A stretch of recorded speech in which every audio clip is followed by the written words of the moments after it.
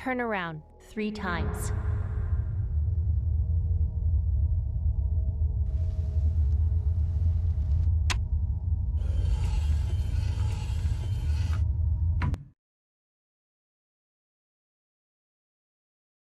Start shooting.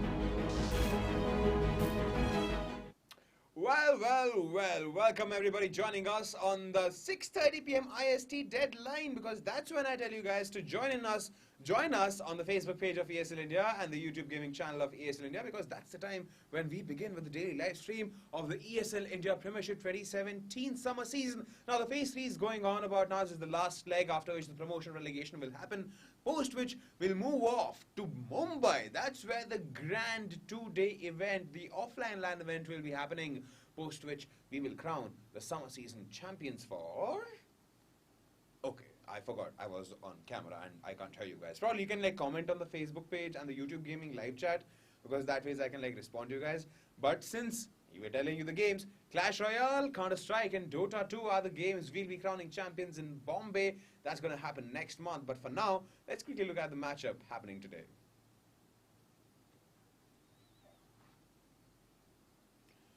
Alright, talking about the matchup happening today, well, we have Clash Royale Best of 5 happening between Haseeb, Iqbal Nasir and Jimit Bhatt, whereas off stream we have Vikram Asopa versus Prashant Pipi Pandey. Now, in Counter-Strike Global Offensive, we have just one game lined up, that is on stream, that is 7 p.m. We have Game for Glory versus Team Wolves.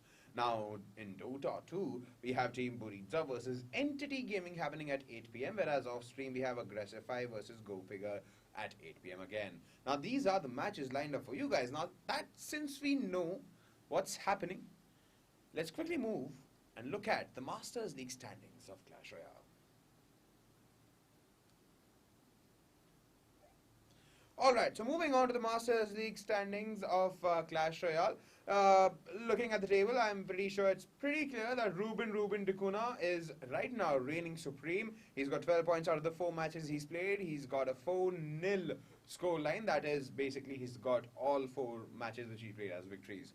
Now moving on to the second position, we have Devil's Twin Sharif with 6 points to his name out of the 2 matches he's played, and both of them victories. Prashant P.V. Pandey has a different story altogether, because he's got 6 points out of 5 matches played, 3 losses, 2 wins. Jimit Bhatt is on the 4th position with 3 points, 2 matches played, 1 win, 1 loss. Whereas Arpan Christian is 3 points again out of 3 matches, 1 win, 2 losses. Now for the first ever time, I'm seeing this happen, because in the 6th position, we have Mrinmoy Mrinlaka. He's got 3 points out of the 5 matches played, 4 losses in contrast to the 1 and the only 1 victory he's got. Whereas Vikram Asopa is going to break even with some points today, hopefully if he wins, because this is going to be his first day today playing in the off-stream game. And Haseeb Iqbal Nasir is again 0 points so far because he's just played and managed to play only one match, and that too was a loss for him. Whereas moving on, we'll talk about the two participants, the two opponents for the live stream match. We have Haseeb Iqbal Nazir having a showdown versus Jimit Bhatt. Now, talking about Jimit Bhatt, who's based out of Mumbai, well, he was a top participant in the summer season Phase 1 Challenger League and was promoted automatically to the Masters League at the end of Phase 1. Now, he had an abysmal run in the Phase 2 Master League and he finished 6th. In the Phase 3, he's already played 2 matches, of which he secured only 1 win in 1 game. Now, Haseeb Iqbal Nazir, again from Mumbai, he was one of the top players at the Challenger 2 of ESL India Premiership 2016 edition. He stood first in the summer season Phase 1 of in ESL India Premiership 2017, and he got placed. He failed to replicate his Phase 1 feat in Phase 2 actually, because as Prashant managed to get the better of him back then, and he had to settle for a second place finish basically, and he lost his first match in Phase 3. But today we expect him to make a very great and resounding comeback. So will the man with the stone golem always in his deck handy win today? We'll find out soon when Manoj Super Gola will take us through the game as and when the action happens.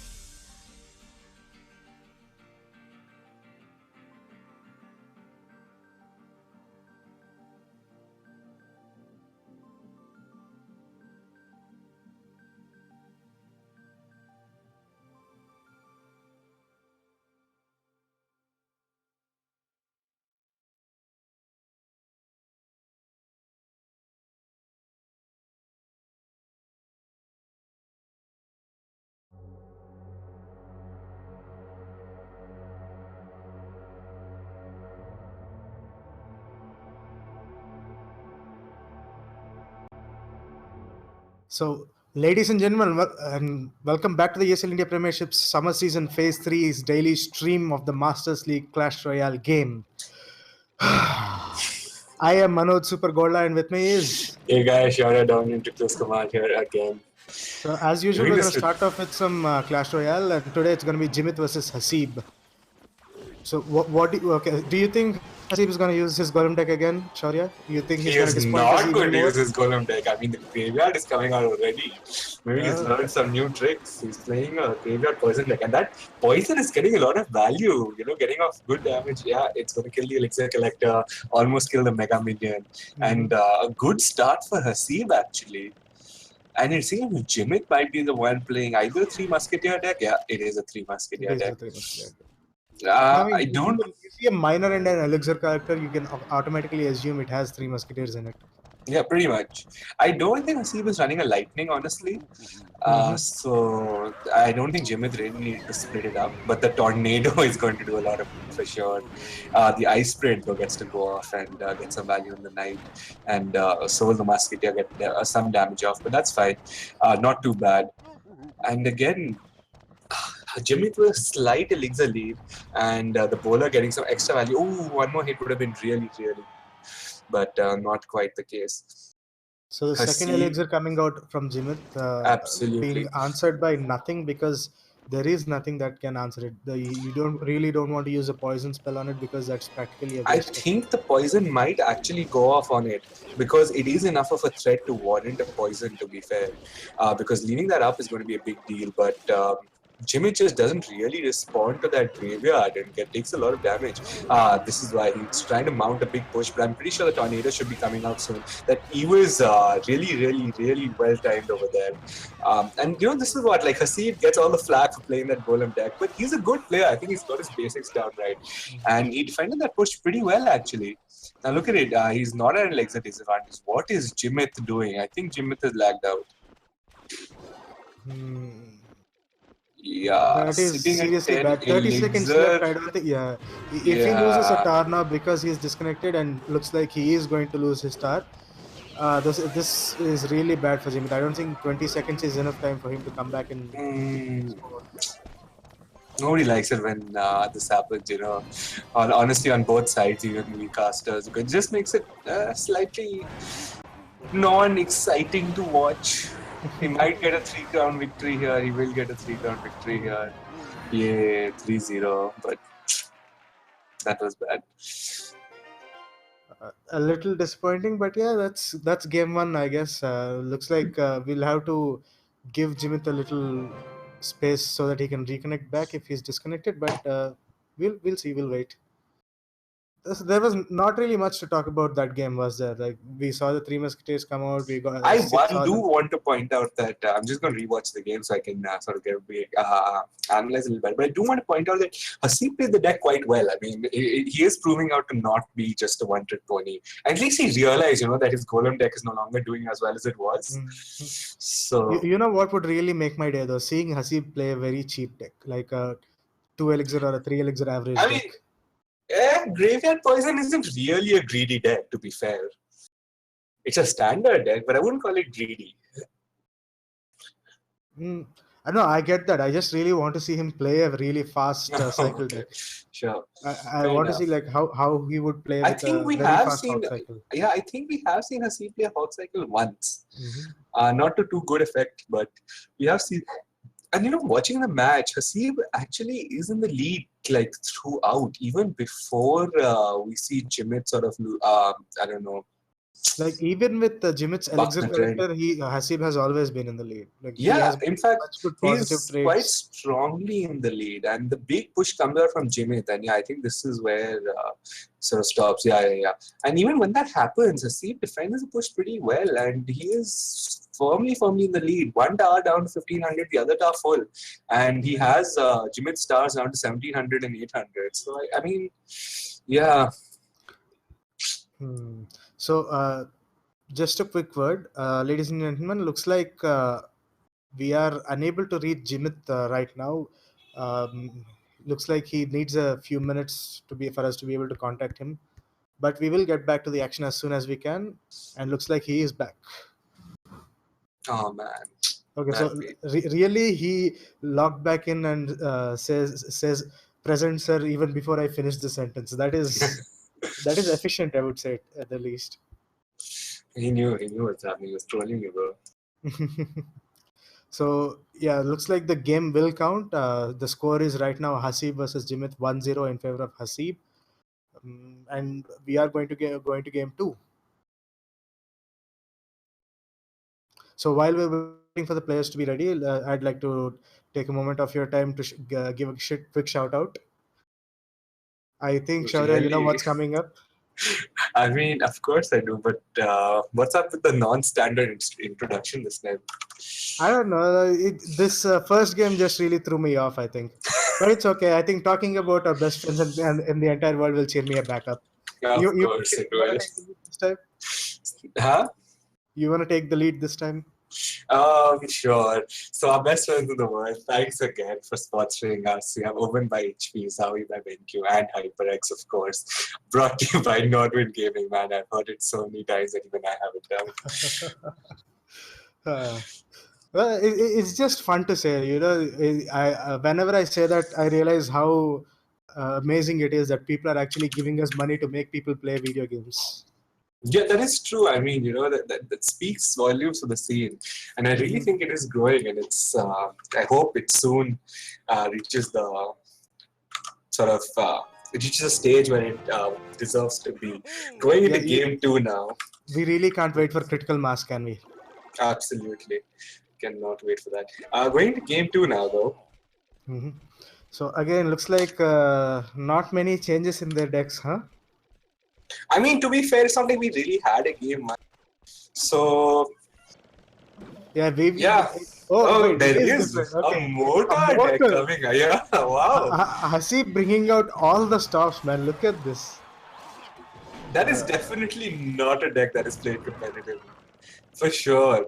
I Ram mean, coming out from Jimit. That's gonna make quick work of the motor, yeah. mortar. But motor got, I mean, decent value. It got the tar down and it sort of stopped the ram as well. So not bad for elixir. And you can see Haseeb is in such a big elixir lead right now. And he just A rocket. rockets that. Yeah, he knew he played the game well. He knew what was happening. And the rocket comes out immediately. So Haseeb is playing an interesting deck. Yes, this is one of the very few games in the ESL India Premiership, and not just us in any big tournament that we're seeing a mortar. It's usually at the most it's a cannon, or Don't tell me that Jimit has okay, no, Jimit does not. That'd be pretty bad. Oof! Getting all three is definitely some value on that motor. Oh man. And we have Haseeb, he'll be able to defend that really well. I don't even think he really needed to log, honestly, but to elixir. No, he did. He did. Otherwise, the tower would have gotten hit 5 times by both the elixir. I mean, because there were two I think he musketeers. could have played a troop to sort of build his board as well. That's all I'm thinking because the log could have saved for like now. I mean, having the log to defend against the ram would have been so good. And we have a zap coming out. Interesting, quite interesting actually. And look at that, man! See, just chipping down that tower so fast. That ice spirit getting a lot of value, freezing 2 units. But now things are looking a little grim because his tower is being beaten on pretty strongly. Haseeb just a few seconds on Manix Elixir doing nothing, and that cost him his tower. I don't know. I think he just sort of panicked a little bit. Of course, getting good value with that rocket, 2 musketeers as well as damage on the tower. Oof. A really good Ice Spirit and Lock combo right there completely stopped the entire push in its tracks. The miner is whacking away on the right, but he didn't really do any an aggressive log coming out there, and a mortar just stops him immediately, as well as the ice spirit. That's really, really good because that means the mortar is going to stay alive. An ice spirit coming out to defend, but that doesn't really matter. Ooh. Ooh, okay, the rocket is going to finish off the tower. So we are going to go into overtime. Who do you think is going to take away the game? Pretty interesting now. You know, we have seen aggressive three musketeers straight up. Oh, Jimit bringing the tower down to 742 and look at that, HP. Jimit is still is still positive elixir after that trade. Yeah, that was what I was about to say. I was about to say now that we are in overtime, I think Jimit is going to use his 3 musketeers aggressively, and that's exactly what he did. And one more thing, Jimit is faster at bringing the enemy's tower down than Haseeb. It's been proven in this game so far. He's able to use the miner. He's able to use his 3 musketeers aggressively, but he didn't do it right now. Those should be rocket. There should be a rocket that comes out pretty soon, I think. Not necessarily. Look at that. I'm surprised. I was pretty sure that ram almost made contact with the tower, and Jimit would have taken so it close. Away, but yeah, 614 HP. He looks like he needs either 6 hits from a musketeer. Yeah. That mortar just needs, I think, about 2 hits off on the tower. And what is it doing? Oh my god! Oh god, targeting the skellies is not good at all. So Haseeb, you have 10 in this, by the way. Haseeb, rocket. No, Jimit wins. What is he doing? He could just use his rocket. I really don't think he had enough placement issues. He already used the knight. Maybe he didn't have enough elixir in time. He did. He was sitting. But the thing is, after he plays the knight, right? Even if he played the rocket, the travel time alone would have been enough for the musketeers to bring the tower down. But I mean, it was better than doing nothing, which is essentially what he did over there. Just again, I want to rematch because I just want to rewatch because that last fight over there, I'm not quite sure what happened. Haseeb, I think he just floundered, honestly. He panicked a little bit and he didn't know what to do. So that sort of cost him quite a bit. I don't know. Maybe he said tit for tat. Maybe I'll also do some stupid shit and lose a round. Now that they'll be tied at 1-1. That is possible. Do keep an eye on the game though, just in case I miss it. It'll be quite interesting. And yeah. This is it here. No, not here. Not here. Keep going. We get into overtime. It comes up. Aggressive Three Musketeers. Yeah, even when the aggressive Three Musketeers were played, I can see Haseeb, he had the rocket in his hand. But I don't know why he didn't play it. Because those Three Musketeers got a lot of damage off. See, that's the issue, right? Even if he played the rocket there, he was still going down. There is no way that you can sort of come back from No, that I'm not talking about situation. the last push. I'm talking about before that. Okay. Yeah, and the rocket has just been in hand for such a long time. It's a dead card, really taking up too much space. I really think he should have played it and tried to get some value out of it at least. And I think getting Three Musketeers with one rocket is again, I'm seeing it right here. He has a rocket. He could have easily done it. There was enough time for rocket to kill off the Musketeers, and he still had 4 elixir after that to defend. Not quite sure. Perhaps he just sort of misplayed. He thought that was a misplay. I don't know that Haseeb. Really, when Haseeb's Golem deck, I hated it so much, but it was so good that I had to use it on the ladder, and I actually climbed a couple of trophy levels. So I really can't judge what Haseeb is doing right now. No, of course, that is true. And going into game 3 now, 1-1. Jimit Score versus stands Haseeb. tied. Okay, Skelly's coming out. Jimit Answered is, by I a think, baby dragon. playing a Golem deck. That's what I'm going to put my money on. Haseeb has gone back to his Golem deck. You have the Elixir Collector. Oh, Jimit is playing a Graveyard deck? Yeah, he is. Poison Graveyard come out. And, okay, yeah, the minions are going to help a lot, but that Graveyard is going to get some damage off. A lot of damage off. Look at that, 1727 HP. That is, and it's not even been a minute. And yeah, there we go. Haseeb's coming out with his Golem, which oh my god, I don't even have words, man. Like, I really don't want to talk about it. Tell you what, you talk about what Haseeb is doing. I'm going to talk about what Jimit is doing. So Jimit just put down a bowler. I don't know why. I don't see any other card happening on the other side. I really don't see anything coming from the other side. What is the bowler trying to kill? I have no idea, actually. Oh, and that... Oof. What? I'm pretty sure he could have hit the baby dragon with the lightning as well. What? And even that log, bro. What is happening? No, what is happening with Jimit? What is he doing? He's lost. There were much better ways to defend that. Why didn't he use a poison? Why didn't he I don't think use... the poison would have done that much damage. I think he wants to save his poison for the combo. Yeah, because the arrow should come out soon. Because the minions otherwise are going to go and get some damage off on the tower. Are they? Yeah, they are. And they're not being answered either, bro. You can't just do that.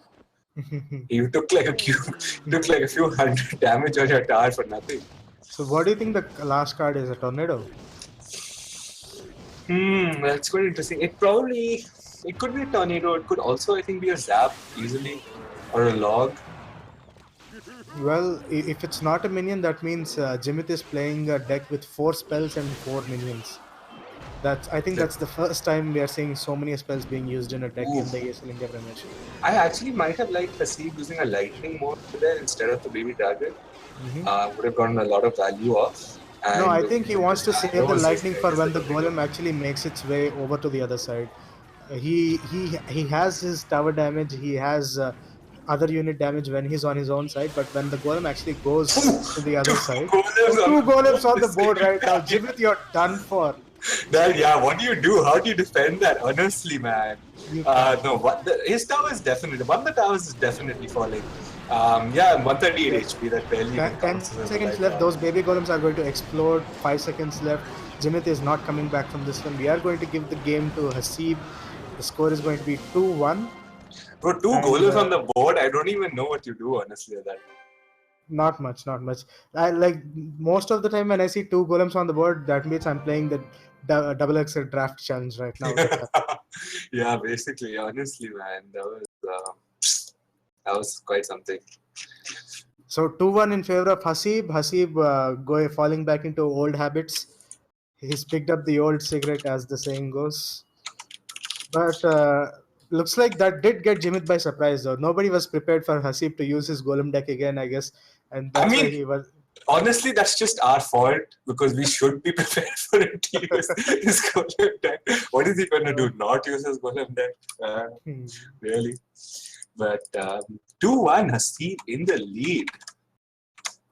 So we're going to go into game 4 as soon as Jimit and Haseeb are both ready.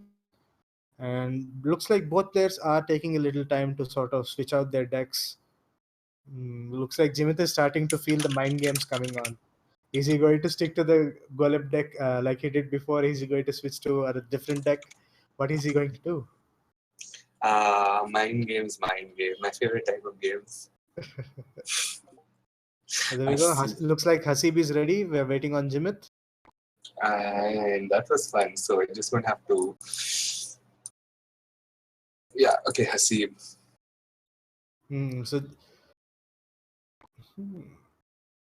Okay, so looks like the players need a little more time.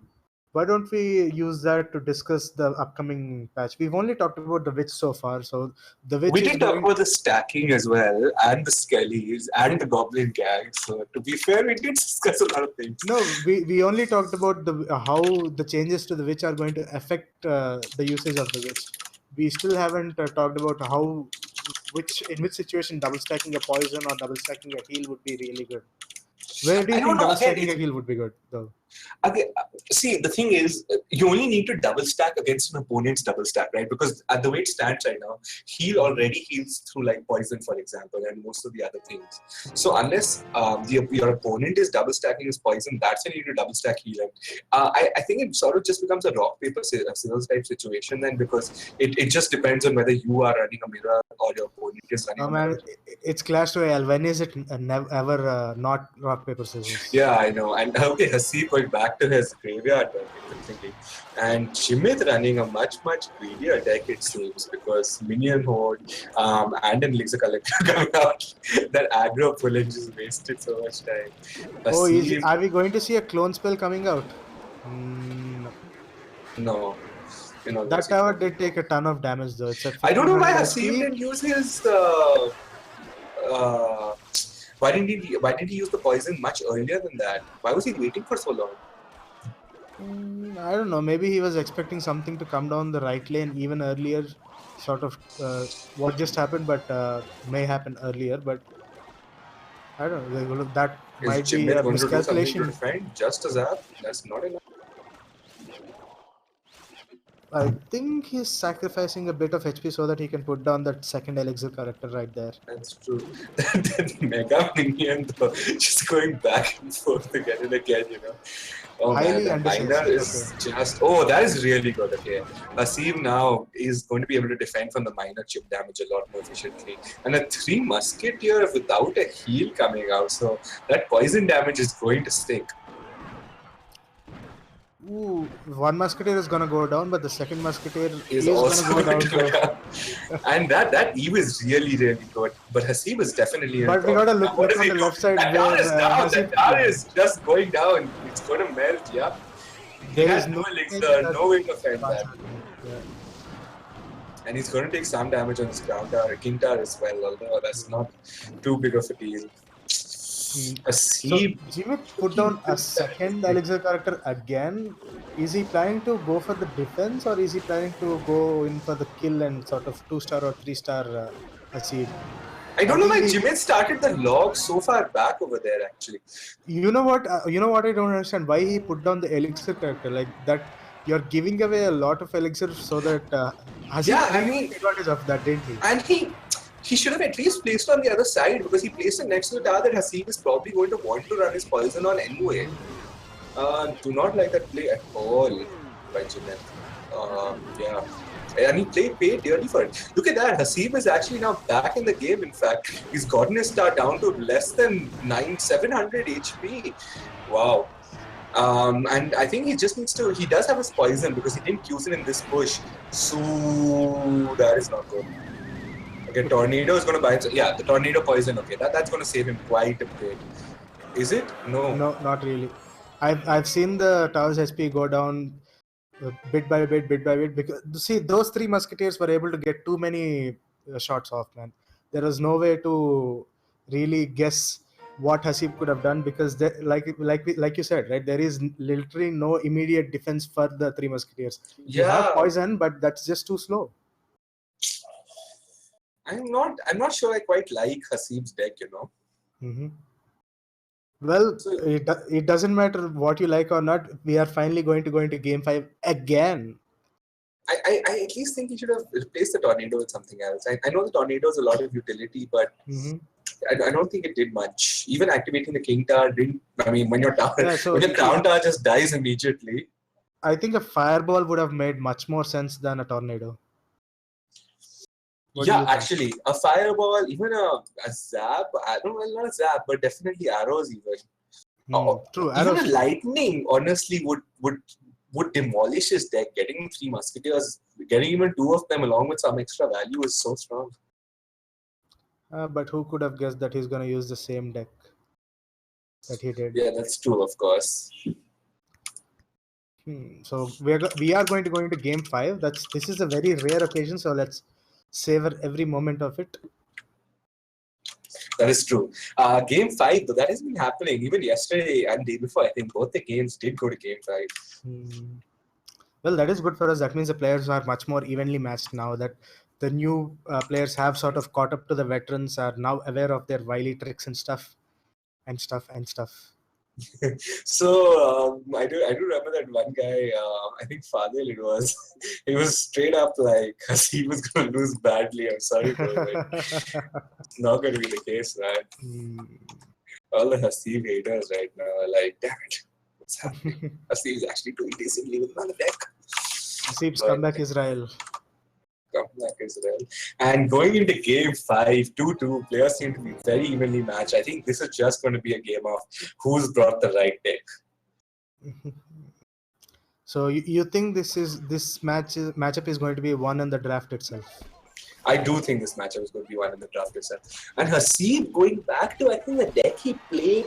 The first deck he played today. Oh, no, sorry. The Rocket deck. Yeah, that's what The Rocket deck. Yes. Yeah, yes. so the first deck wouldn't really be a wise decision, would it be? Yeah. And, ooh. That tower is hurting. That tower is hurting hard. Definitely. And look at that, dude. Jimit is in fact even in Elixir lead. The Mortar deck, I'm not sure I like it. I honestly don't know my feelings about that deck. It's just too slow. I feel like there's not enough push value. I just don't think Mortar is high value enough a card to be a win condition. I mean, it is the win condition, but I just don't feel like it's good enough.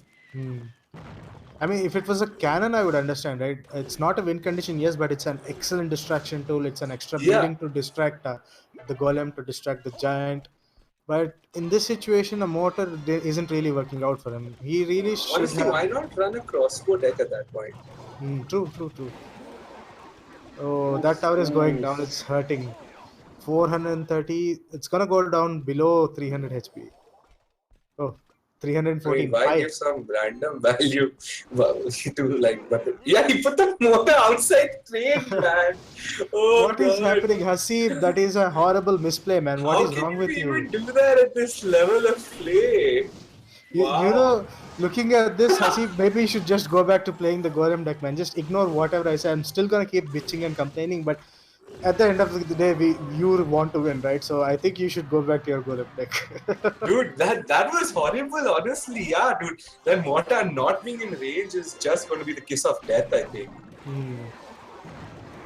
Well, so Jimit cannot answer this mortar for a long time. That poison will damage it, but... Yep, it's also going to take it down. Oh, 7 HP, that barely even counts. Oh, the arrows coming out to finish it up. It's okay, Haseeb has the rocket. Again, dude, that rocket, she's used it once all game. Imagine it's been in his hand since then. Yeah, there were so many good opportunities to use the rocket, right? When the knight as well as... Two mortars. Two mortars, okay. Wow. I don't even know if the second one is actually in range of the tower. Okay, it is. It is. Thank God Haseeb didn't screw that up this time. You know, one thing we have to note is that neither player has revealed their final card, which I That am is hoping true. for Haseeb's sake is a lightning.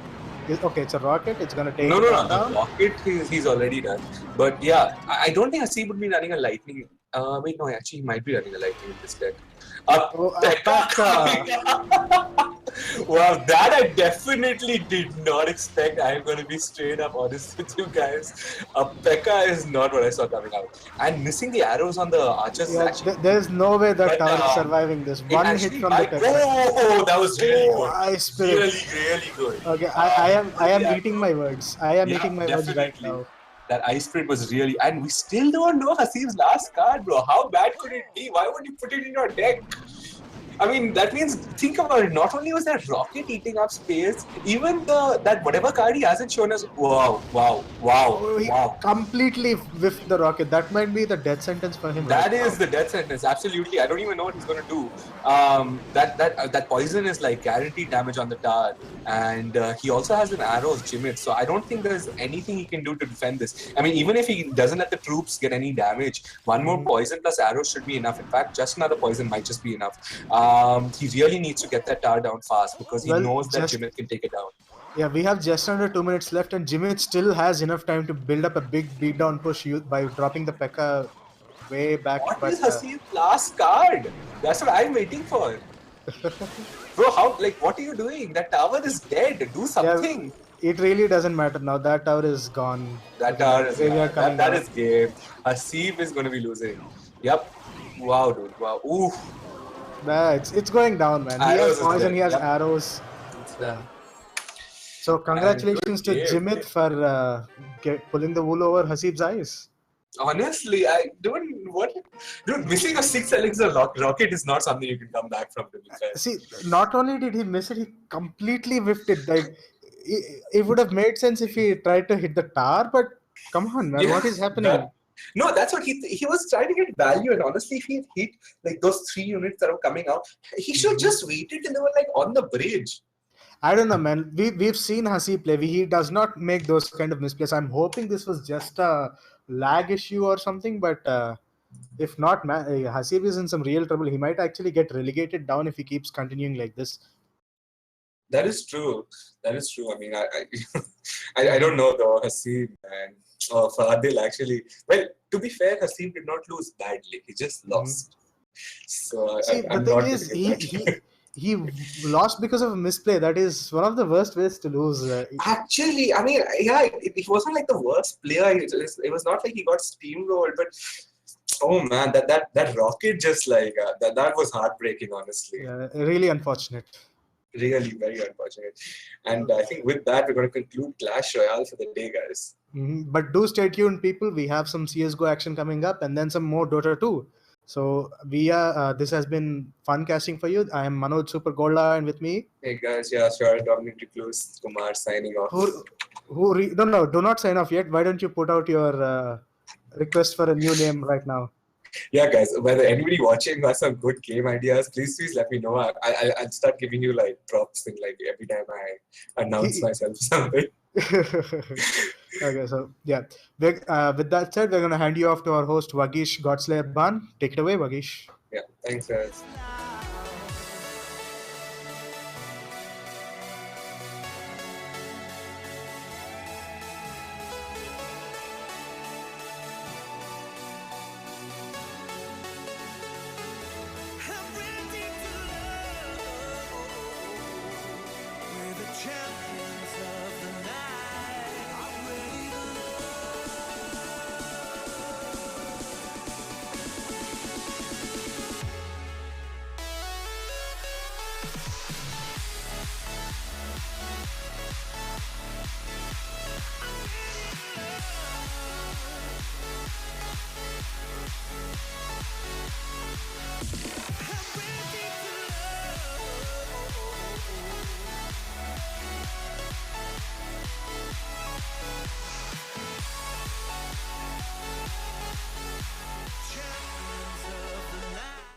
Welcome back, everybody, to the live stream of the Day 7 of ESL India Premiership 2017 Summer Season Phase 3, brought to you by Omen by HP, HyperX, and Zowie by BenQ, and of course organized by the lovely folks at Not Been Gaming. Now, moving on to the thick of things, first of all, we need to congratulate Jimit Bhatt for his astounding victory over Haseeb Nazir.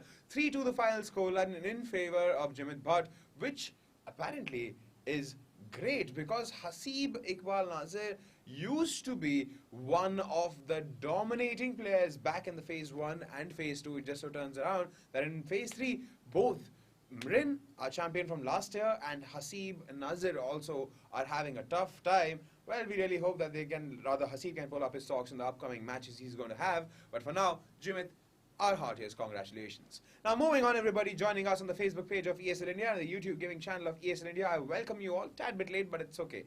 It's okay. We can work with that. Okay, now Counter-Strike Global Offensive is lined up for you guys next, but before we move off into who's fighting who, let's quickly take a look at the standings in the Masters League.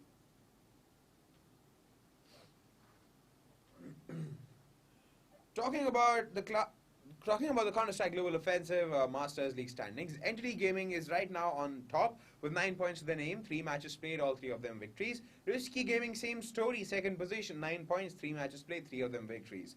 Now comes the difference because Semperex, the team in the third position, they've got 6 points to their name. They played 3 matches, out of which only 1 is a registered loss. Team Wolf comes in a close fourth with 3 points to their name, 1 match played, and 1 match won already. Now, Team Brutality is a different story altogether. They're in the 5th position with 3 points to the name, 4 matches played, 3 losses out of those 4 matches. JMD Gaming has got 3 points and the same story as Brutality. 4 matches played, 3 of them losses. Now, Dare to Dream and Game for Glory are in the 7th and 8th position respectively, where D2D suffered a loss and they have got 0 points so far because that's the only match they've played. And Game for Glory, the team from Pakistan, has got 0 points. They've got 3 matches down the drain because they were literally losses for them. Now moving on into the competition, the people who are having a showdown today against each other, let's quickly take a look at them and see who they are. Now first of all, we have in CSGO, we have Team Wolf versus Game for Glory, the team from Pakistan. And a little bit about Team Wolf. Now, the last match they played, they won that. That was the first match they played. Right now it's going to be the second match. And talking about Team Wolf, well, a lot of its members hail from the former CSGO team, Team Overcome. And as Overcome, they've qualified for ESWC 2016. They were also one of the top 8 CSGO teams at the 2016 Masters. Now, this team is led by Ritesh Ritz Shah, and as you know, the player Anuj Amitarasu Sharma has been lapped up by Dare to Dream, but according to ESL India Premiership 2017 rulebook, the player will only be able to play with the new team only and only in the next season. Well, that's for the next season, fall season. What about now? Amitarasu has been replaced by Akib Falcon Degankar, and the team finished 6th in the phases 1 and 2, and they talk about, well, we are talking about consistency here. They need to really put up the socks here. And they began the Phase 3 campaign with a win after they convincingly defeated their opposition, Dare to Dream, which I'm very sure you guys would remember because that was one of the games which got streamed pretty recently. Their opposition today is a Pakistan-based team which is led by Zaki KLNT Nasir. It's called Game for Glory, and as a team, they're a prominent name in the country's Islam scene. They won major tournaments such as the Pak Esports Expo, ESF Islamabad, and much more. The team was placed second in the summer season Phase 1 Starter Cup, progressed to the Phase 2 Challenger League after beating Team Go Outfits. Now, they put up a phenomenal performance in Phase 2, and the first place finish helped them to get promoted to the Phase 3 Masters League. Now, they are yet to taste any kind of success in the Phase 3 of the Masters League. So, will this game be the game changer for them? Because they've got 4 matches in their kitty. They've lost all of the other matches so far. Will they start mending their ways, the Pakistani team Game for Glory, or will Team Wolf just round them up like a pack of wolves they are and eat them up whole? We'll find out soon when Archie Fed takes us through the game.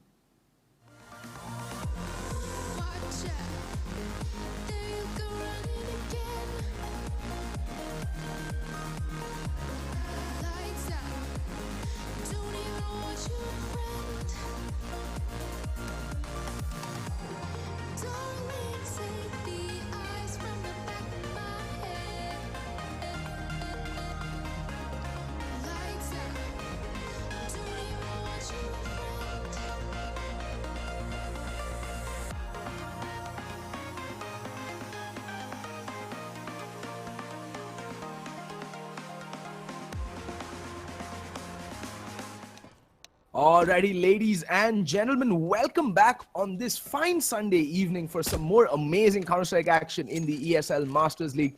It is going to be the game between Game for Glory and Team Wolf, and it's going to be played out in Train. Yet another curious map pick coming out from Game for Glory. Yesterday, I think they picked Mirage against, they let Mirage through against Entity, and today they're letting Train through against Wolf. Now, Wolf is a prodigious Train team. They've played Train against Risky as well. So I'm not really sure what the thought is before going into each game. Is it like play your opponent's best maps or something? But whatever. Train is the second best map that Wolf has in their map pool. The first being Inferno, obviously. And we're going to go live with the pistol round. And it's going to be a pretty straight up beat push. Oh, but HSB finds the head of Falcon. And that should at least tell the CT side to be more heavy towards the inner, because it was HSB who's carrying the bomb and he did get the kill. Falcon there peeking a little bit too late in my opinion. Should have just held the corner, held the angle a bit more passively. And now it's going to be an out and out outer hit. There's 5 players from the team side just streaming out. And there's Manan. He gets the first kill. Can he get more? No is the answer. But the rotations have come in full force. But oh, Ritz getting spotted out. He getting insta-dinked, and that's Monster falling to Criminal. That was the player with the kit, and now Ritz is in a 1v4. Can he get a kill?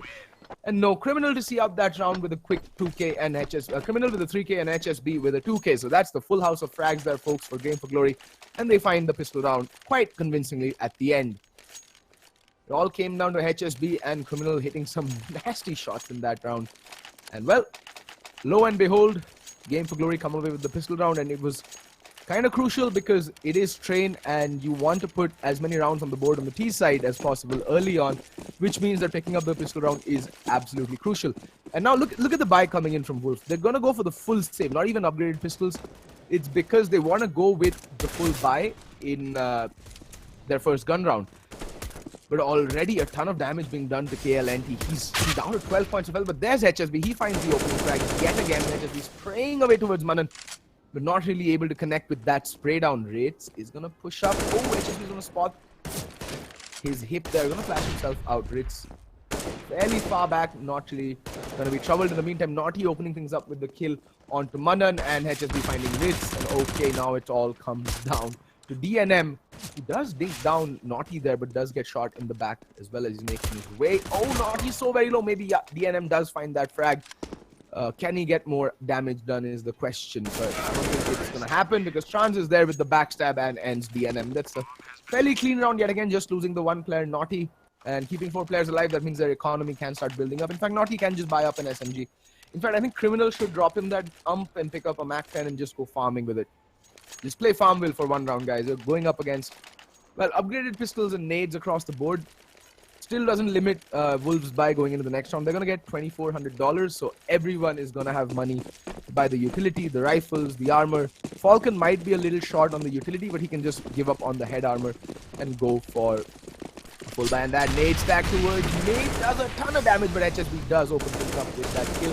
But 4 players are on their last breath. They're like so very low. Oh, there we go. Falcon getting the kill onto HSB.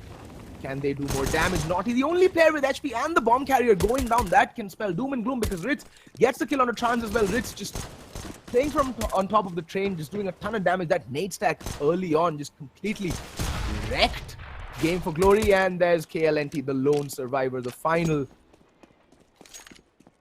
player on Game for Glory to still survive. And he's got 1 minute and 11 seconds left on the clock, so there's no need to commit. He can take some time. He can reposition himself. He's in a 1v2, but Ritz and DNM both have HP. They don't have armor though, so the aim punch can be a real worrying factor, but they shouldn't really be offering up KLNT the 1v1s. They should just be playing passive, wait for KLNT to come onto the bomb site and do the needful there. Oh, KLNT is so smart, but DNM does land the shot and should be able to recover that AK-47 as well for himself. Yes, managed to do so. Does that. So that's an AK recovered, and the money on Game for Glory not really that good. 4 players can buy up, so they will without a question asked. And it's going to be a force-up on the other side. Wolves know what's up. They're going to go in with the full buy, rifles across the board, op out onto Ritz, and they're going to go all guns blazing into this round. They have the full stack of utility, kits across the board, rifles across the board, and the AWP out. While on the flip side, Game for Glory have some utility to work with, 3 AKs, 1 AWP, and the Tech 9 out onto Naughty. Look, the real reason that the Wolves came out and absolutely decimated Game for Glory that previous round was primarily because of the fact that nade stack in mid just absolutely wrecked them. Oh, and there we go. Rich does spot out KLNT. And KLNT taking a ton of damage very early on, but look at this, not even already pushed up all the way up drop, reducing the distance because of the Tech 9. It's going to be the ideal distance at that range, but I like what Manan is doing. He's there in form of backup for Ritz in case he does get pushed from Ivy. In the meantime, we do see a two-man stack over by the B bomb side. It's kind of uncharacteristic. Usually you do see only one player and DNM playing very aggressive up E-box.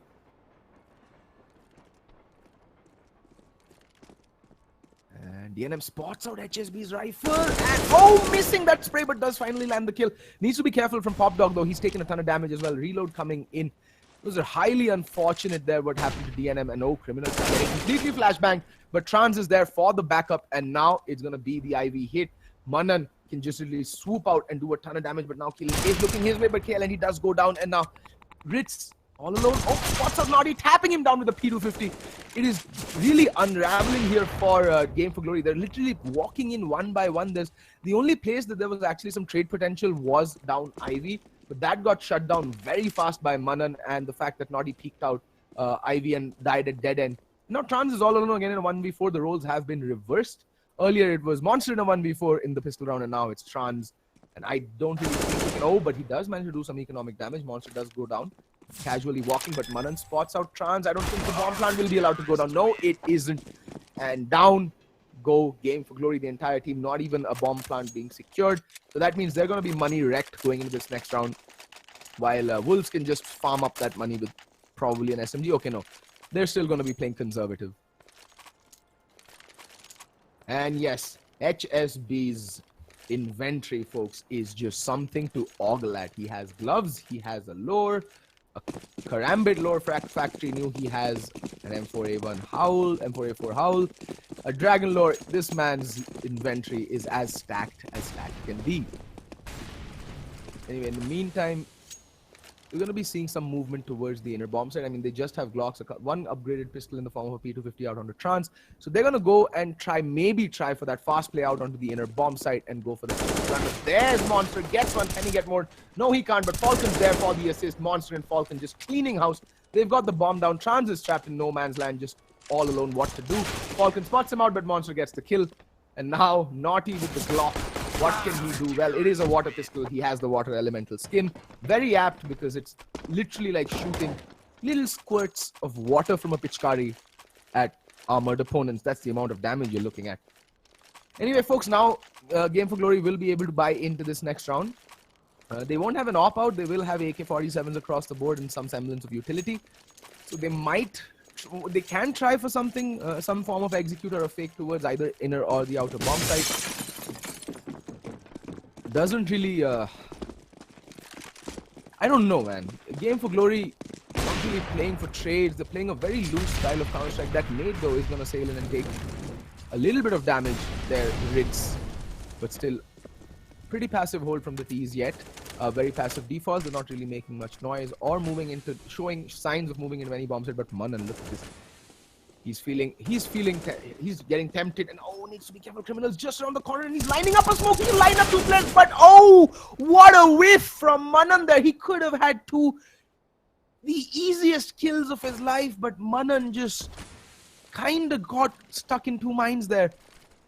And well, will pay the price for that, but in the meantime, Trans and Criminal are going to come in to drop, and there's one.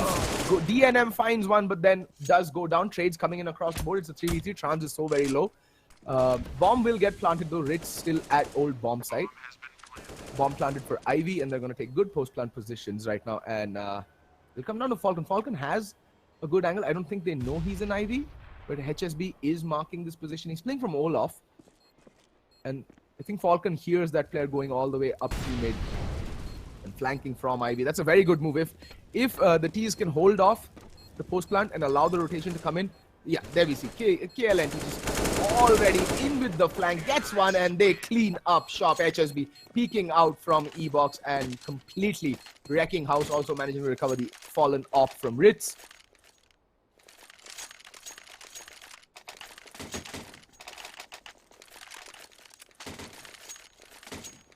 There we go. Well, considering that Wolves managed to pick up 3 rounds in a row and kept more or less most players alive, I think the maximum they lost were 2 players. They can buy into this round, but again, the op out on the Ritz, so he's going to be light on the utility. But everyone else is stacked up to the nose with utility and M4s across the board. And I'm not sure that, Game for Glory will be expecting this buy, but now the amount of utility being expunged early on in the round should tell them. And Falcon needs to be careful. Oh! KLNT missing an easy shot there, and Ritz there with the AWP getting that kill instead. Monster though having taken some damage over by Ivy, I think. No, over by the inner bomb side. Okay, he's taking some nade damage. I think he was playing close and then walked into a bunch of nades. Manando gonna smoke off Pop Dog. There is one player right above it.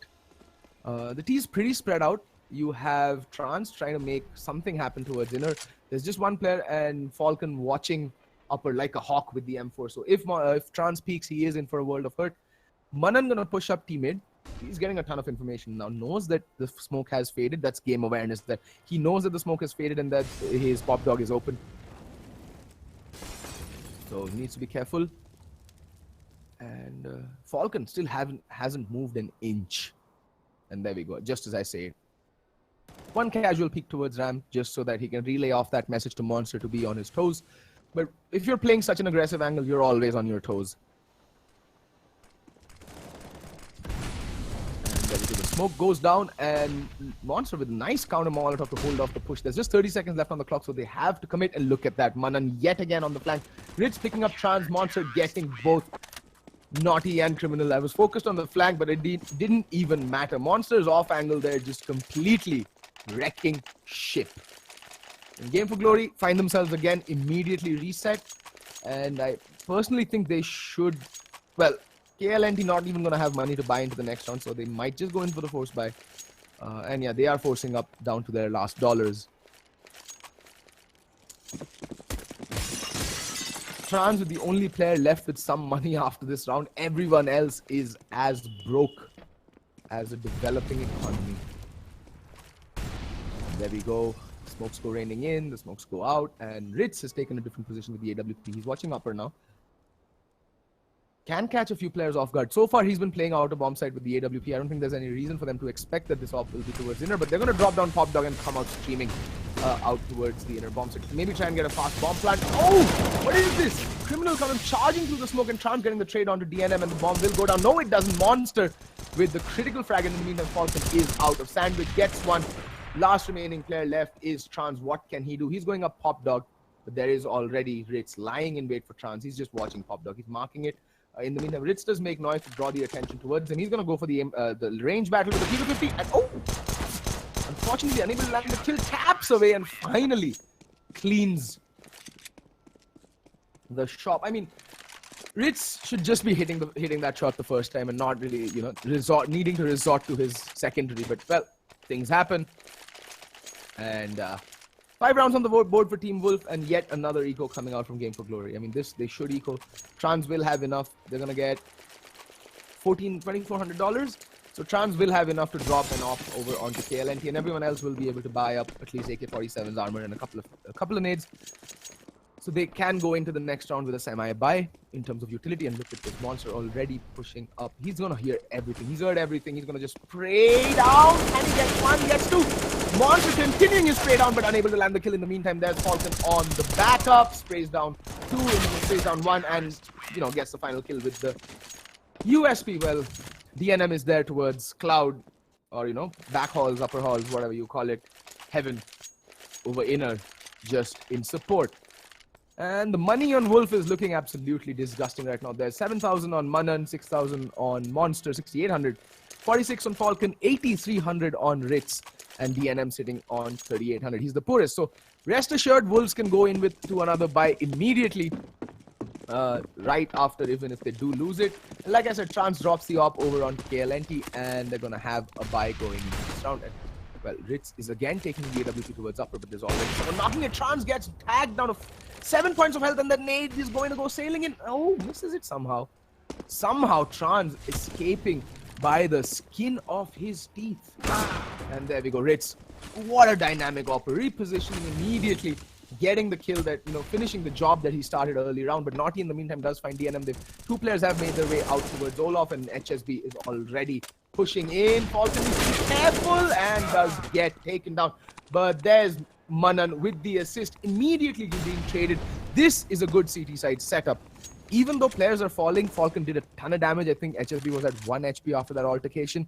And immediately the trade's coming in. Monster in the meantime does find the final player, and that's gonna be Criminal. He's on 12 points. Well, does manage to get the kill onto Ritz, but I don't think he has 20 points to work with of HP, and there's Manan to clean out this round. Manan, with a nice brace to add to his stats, will recover the AK-47 as well. Op recovered out onto Monster, will get passed down to Ritz.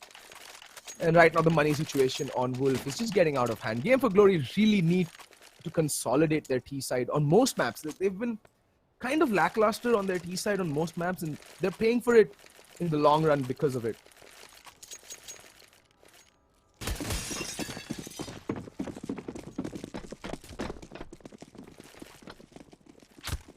And yeah, Monster. This is the dedicated inner player for Team Wolf. He's going to be facing off against an upgraded pistol. Is going to smoke off inner. Falling back, spraying down Criminal. Needs to be careful. There's two players coming from above. And Trance tried to rain death from above, but Monster holds strong. But the rest of the rotation has come in. Bomb yet making its way towards outer. It's just SSB. Oh, that nade's going to go sailing in and does absolutely nothing. But in the meantime, the action is going to be towards outer. Falcon playing very close up. Pop Dog needs to be careful because I think the player is Naughty right on the other side of the boxes with the bomb, and he does have a Tech 9. And now Falcon realizes what's up, falling back, allowing the range of his rifle, playing the range. That's the best possible decision he could have made. In the meantime, Manan is on the flank, but I think Falcon is going to see them first. Monster peeking down. What does Naughty do? Naughty spots it out, and there we go. Instant headshot, and Naughty's going to make his way back up Pop Dog and is going towards inner. And I think Ritz should be there to cut him off. Oh, he's getting so close and lands the flick onto Naughty. Ends his reign of terror in this round at least. And there we go. 8 rounds on the board for Team Wolf, and they seem to be in cruise control right now.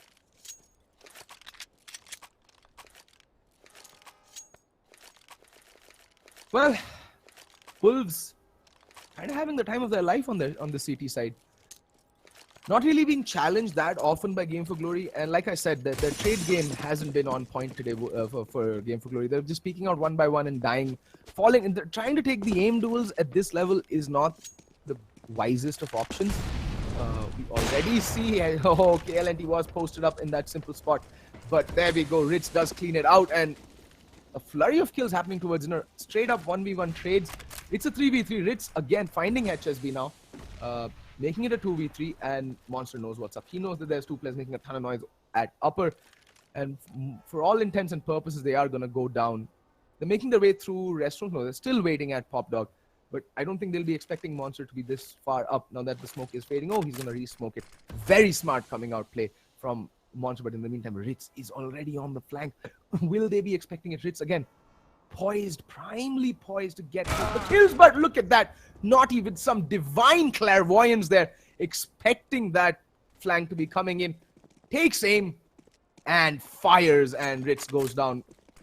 An almost perfect flank, just not working out because of the way Ritz played. But there's Manan peeking out from the smoke, unable to land the spray down, and now Monster with it all to do in a 1v2 situation. Both players are low though. Like one headshot potential away, and Criminal goes down, and not a lick of damage taken on by Monster. This is going to be really difficult for Naughty, and there we go. He goes down as well. Op recovered, but the bomb is allowed to go down, so they're going to have money to buy into the next round. They anyway are on the blue shell effect, which is that they're getting $3,400 for every round lost now. That's the max loss bonus. And with that bomb plant going down, they're going to get they're going to get $800 extra, so that's $4,200 in the bank, so everyone will be able to buy up.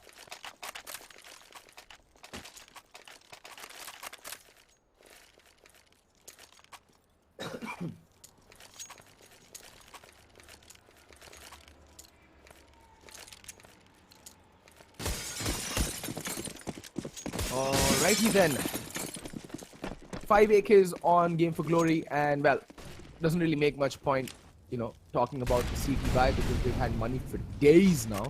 In the meantime, Ritz again gonna go pushing up upper and finds the first pick. That is the kill onto Trans. Gonna fall back, more passive. Oh no, he's gonna go re-peeking ahead. Lord, Man, when Ritz feels it, right, you just feel like it's you against the world. When Ritz is hitting shots like this, you just take a step back and say, okay, mate, okay, cool. Wherever you are, I'm not gonna go there.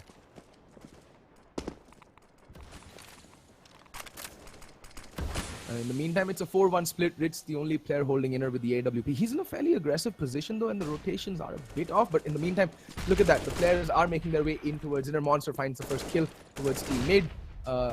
Push on to Olaf. Oh, HSB spots out DNM. I don't know what's up with DNM. They're not really able to react fast enough. But there we go. Monster does clean up DNM's kill. And Monster there. Can he get the third? He does some damage onto Criminal. And he takes him down with the USP. Finally, Naughty there to shoot him in the back. Naughty in a 1v2 yet again. Naughty keeps finding himself in these clutch situations. His team is really letting him down there. But anyway, Ritz there to clean up the kill, but Monster there going huge with the 3K. Yet again, yet another full house of frags shared between Monster and Ritz this time around. Ritz with the 2K, Monster with the 3K.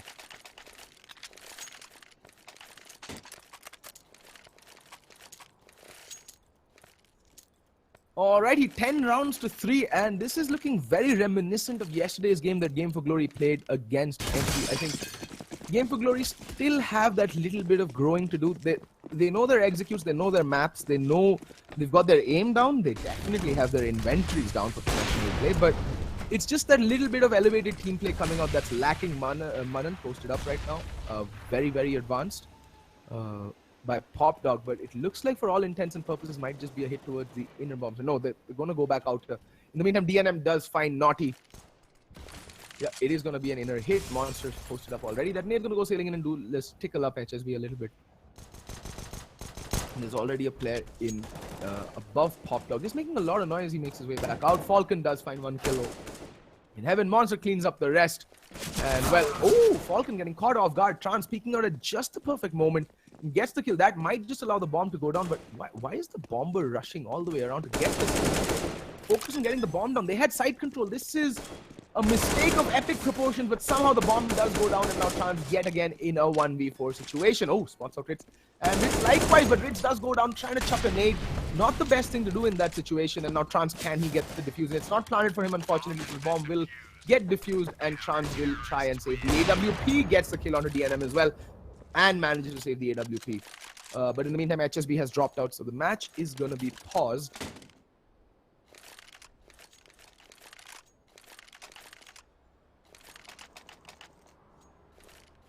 Well, that previous round kind of sums up everything that is kind of going wrong with Game for Glory right now. There's, from what it would seem to me as a layperson or as an outside observer looking from the outside in, the communication is just not there at this point. Like, I know Trans didn't have much of a play to make in that situation, and he made the best out of this, best out of what the hand that was dealt to him. But Naughty just delaying that bomb plant to me seemed a bit callous. They had bomb side control. They could have planted a lot longer, and Naughty could have taken a much better post-plant position and given himself that little bit, you know, slightly higher chance of actually helping his teammate Trans clutch it out. But unfortunately, Naughty, in his greed to get the frag onto Monster, who was playing ring around the rosies around the bomb train and the inner bomb site, just wasted those crucial 4-5 seconds that allowed for the rotation to come in. And that was key. Like, that literally tipped the entire scale of that round in the favor of Team Wolf. And these are little things that newer teams need to actually work towards. These little things, the couple of seconds here and there, and that can make all the difference between a round where you have like a 40% chance of clutching it out as opposed to a 0% chance of clutching it out.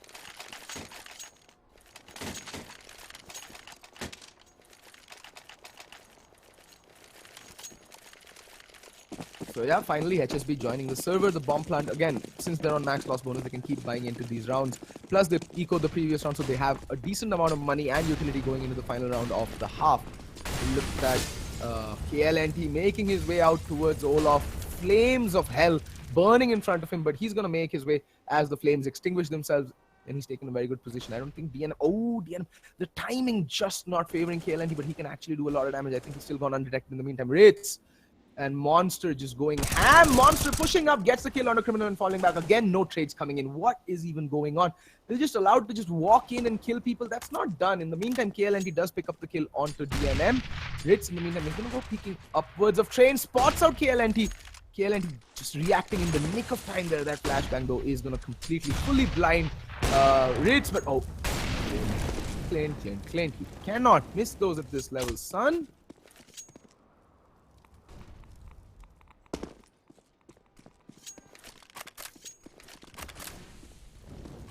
And there we go, the inner hit coming in, and yet again it's going to be the Monster Falcon show.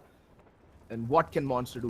He's been a rock towards the inner bomb side, but thus far, there we go. But there's Falcon, immediately the trade coming in. See, that's been the difference between Game for Glory and Wolf. The trade game has just been on point, but Falcon running out of bullets at the worst possible time and just killing it right now. That double op setup on the T side on Train is doing wonders right now. And now Ritz in a 1v1. KLNT 50 points of health. Doesn't really need to worry. And that nade's gonna catch him. That Molotov though is gonna throw a spanner in the works. Ritz unnecessarily taking a ton of damage, but the bomb timer was running down. And Game for Glory finished the first half 11-4. Wolves with a very, very dominant CT side. And just showing people that they've still got it.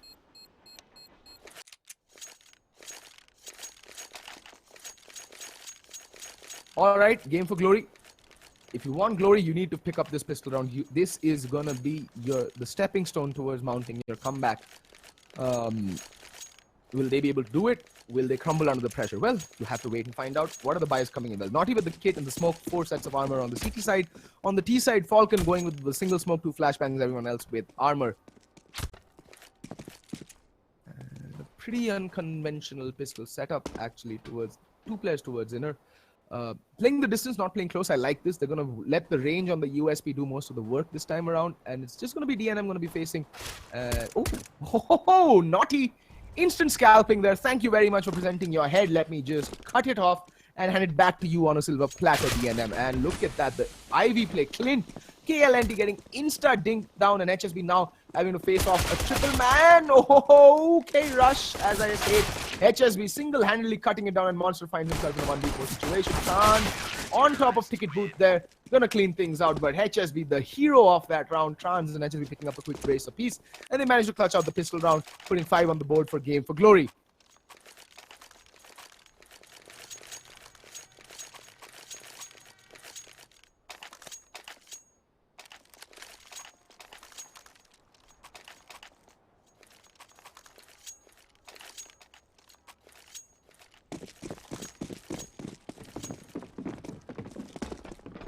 Well, what do Team Wolf do? Well, looks like it's going to be a fast play out towards inner, and Criminal might have heard something, chucks a nade out, falls back, again letting the range of his weapon do the work. See, this is what I like seeing, the evolution in the Indian subcontinent Counter-Strike. Earlier, it used to be solely reliant on aim and a couple of nades and raw executes, vanilla executes, but now they're actually playing the trade game. They're understanding how the weapons work and how to play about it and about their weaponry, and the bomb will still, doesn't go down. Criminal Molotov doing a ton of damage there, and Falcon, last one left alive, and Criminal's gonna go clean up shop, gets a 3K with the UMP. That's a lot of money in the bank, folks. I won't lie. That's a lot of money in the bank.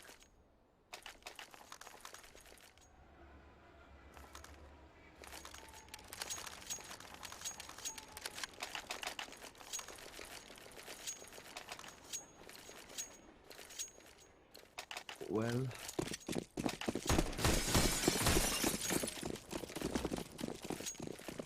I like what Team Wolf do nowadays, that they don't really force up again in the second round. If they do lose their pistol, it does allow them that little bit of more wiggle room in terms of their economy going into their first buy round. Ritz lining up the smoke for the bomb train. I think he's gonna smoke off the bomb train and try and get a cheeky plant in.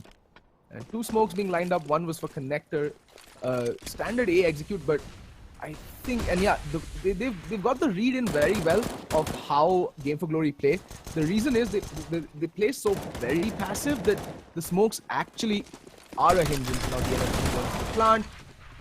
Team kill coming in. HSB getting the kill onto Naughty and Manan. And now Chan is going to drop down, spraying away, but DNM is going to find the kill somehow. In the meantime, Criminal is going to get the kill onto Falcon. And now again, Monster in a 1v3. Rescues the mask, but that aim punch not really going to let him do much. But like I said, the objective for this round was achieved. They got the bomb plant down. That means they have that extra $800 to go into their first gun round. So objective achieved. That wall of smokes really did help them out. But now, Game for Glory on 7 rounds, sitting pretty on 7 rounds. They actually have a window to go through and actually maybe try and mount a comeback in this game. So all hope is not lost for the team hailing from Pakistan. Wolves really need to find their A game now. They kind of slacked off in that pistol round, lined up for HSB. All credit to HSB though, finding those 2 quick kills as he got rushed from Ivy. It takes a tremendous amount of talent, and you need ice in your veins to keep calm and aim. That should be on a t-shirt, I think. Keep calm and aim. Keep calm and Hwandi. Yeah, that'd be a nice t-shirt, don't you think? Anyway, there's Monster opening things up with a kill onto Criminal. That push up inner, up ramp, being a little bit ill-advised in the meantime. Not feeling it, but Monster's feeling it even more. Man's like the headhunter right now. He's handing out headshots left, right, and center. Well, rotation's finally coming in. KLNT making his way in with the AWP. Spots for Falcon. Misses the shot. Goes to the repeat. Misses the shot yet again. What is even happening? And now finally HSB with the assist. But there we go. Monster just not stopping. And Monster's on the ace. Will he be allowed to get the ace is the question. Yeah, I think they're just they're backing off. They're backing off. The bomb does go down. It's towards inner. But Monster knows. Monster can feel it. Will I get to say my line? Will I get to say my line is the question. Monster, looking away at the last possible moment. I'll be denied my ace. But in the meantime, Chance does land 2 quick kills. And he's actually might just be able to make his way back into the zone. Finds 3. Alrighty, Chance. We've got a game on our hands, and it's not planted for DNM. Also has a kit. He can just stick it. And is he going to... pulling off the plant, pulling off the diffuse. Ill-advised, and DNM peeks out from the back. Trans just having one too many angles to care about at that point, and DNM somehow managing to get that round. But that's the thing, right? They lose 4 rifles. That means they really don't have that much money to go into this round. Neither do Game for Glory, so it's going to be a mix buy across the board.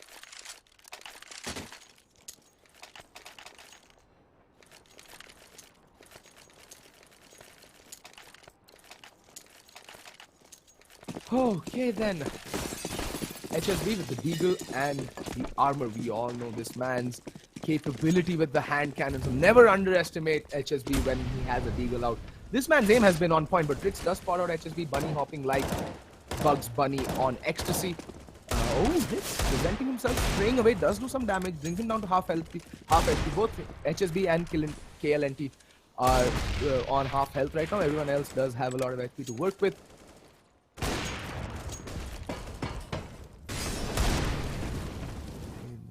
Time. Slow play towards the inner bomb site. KLNT with the AWP. I want to see where he's playing from. He's playing from Ivy. Okay. There's DNM. Nice shot. KLNT kind of, redeeming himself for those 2 easy whiffs in the previous round. And Manan finds the kill onto HSB. That Molotov might just throw KLNT off, but no, he risks it.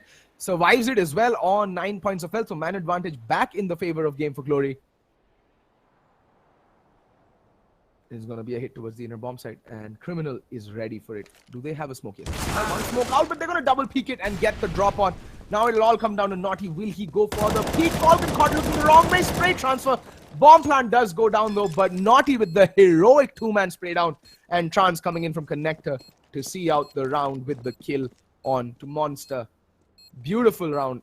Well, not Monster, sorry. I think that was DNM, the last surviving member. Beautiful round nonetheless. Game for Glory put 8 on the boards. The score is 12-8 after 20 rounds of Counter-Strike, and we're going to go into the 21st round with most likely Wolves going to go for the eco.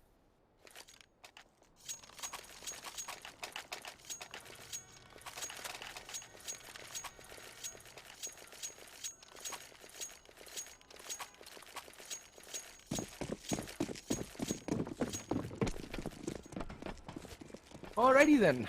Full buy against a full eco. HSB with the ump. He's feeling adventure. He's going to push out Ivy. Not going to see anybody because, well, look at that. It's again going to be a beeline towards the inner bomb site. And honestly, I like how Game for Glory have been holding the inner bomb site. That they're playing the range. They're not going up in the faces of advancing pistols. Pistols in CSGO are still pretty freaking broken. OP as hell, as they say. Will we see that fancy double peak coming out again from Wolf though?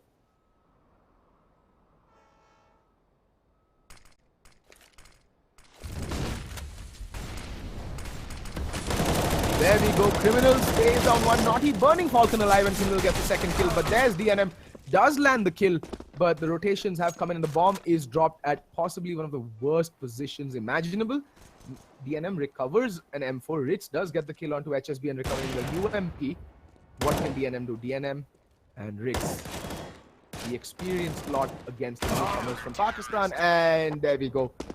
The boys from across the border, well up to the challenge and up to the mark, get the kills, put 9 on the board. And now, because they didn't get the bomb plant down, the Team Wolf will be on a pretty abysmal bye. You will see armor AKs across the board, but the utility side will be very, very limited.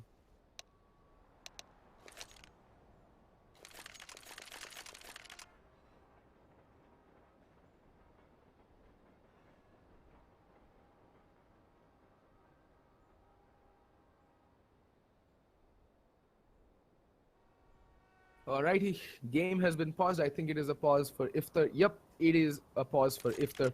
So we're going to be back just as soon as all the players from Game for Glory are back. And don't go anywhere, folks. Stay tuned and we'll resume the broadcast shortly.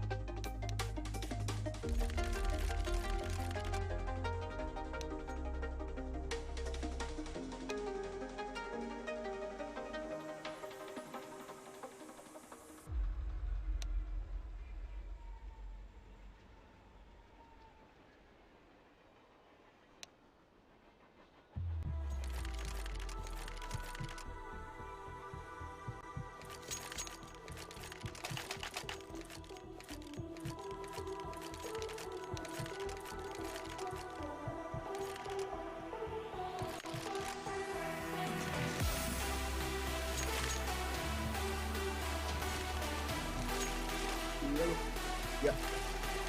Yeah.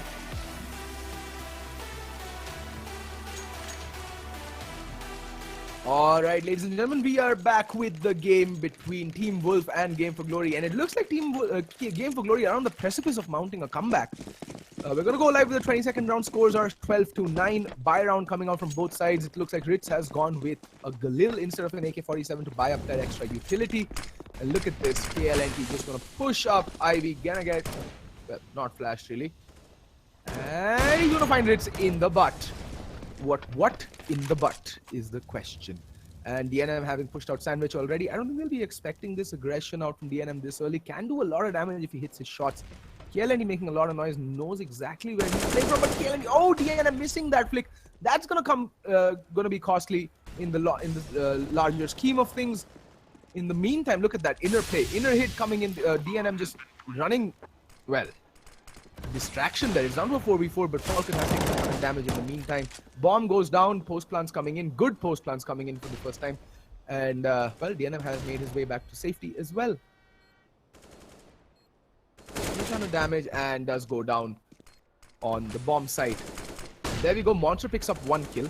The retake is fully on, but Monster just not stopping. He's just going absolutely ham. Manan falls to Trans. It's down to a 2v2. Monster with it all to do because his final teammate Falcon is very, very low, and now it's a 1v2. It's all coming down onto the shoulders of HSB, and he's just going to call it a save. He's going to save the op and try and do something with it next round. Do they have the money? They should have the money. Yeah, they have the money to buy into this round. Buy into the next round. Should they save this, HSB can drop an M4. What? Wait, what? What just happened there? Okay then. Yeah, like I said, they'll be able to cobble together a buy. Again, we'll be very light on the utility, but all in all, it's still gonna be a pretty decent buy. Wolves again, Falcon having to go with the Galil because of utility and the lack of any money on their side.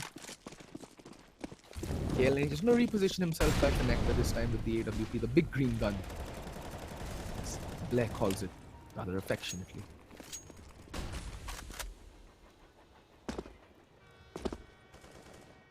And Ritz opening things up with the kill onto Trans, but HSB is going to be there for the trade.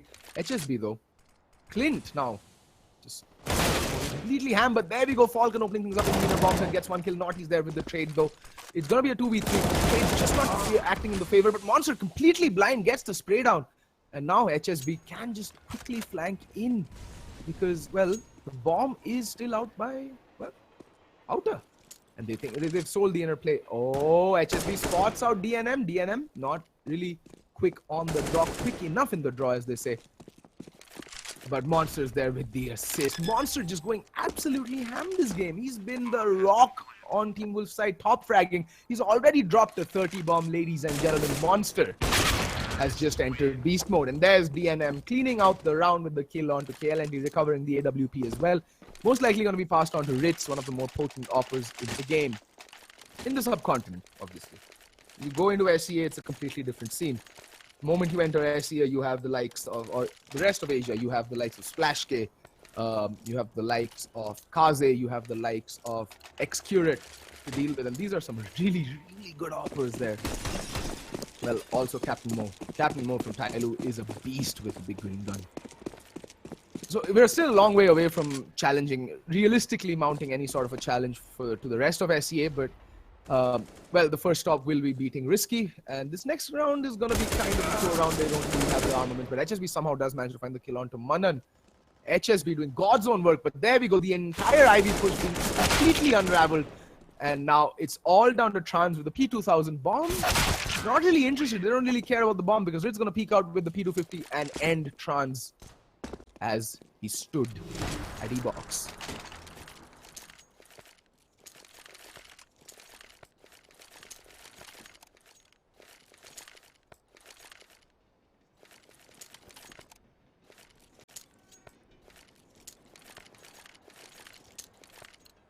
Well, that little glimmer of hope that was the G4 Game for Glory comeback seems to have been extinguished in a typhoon.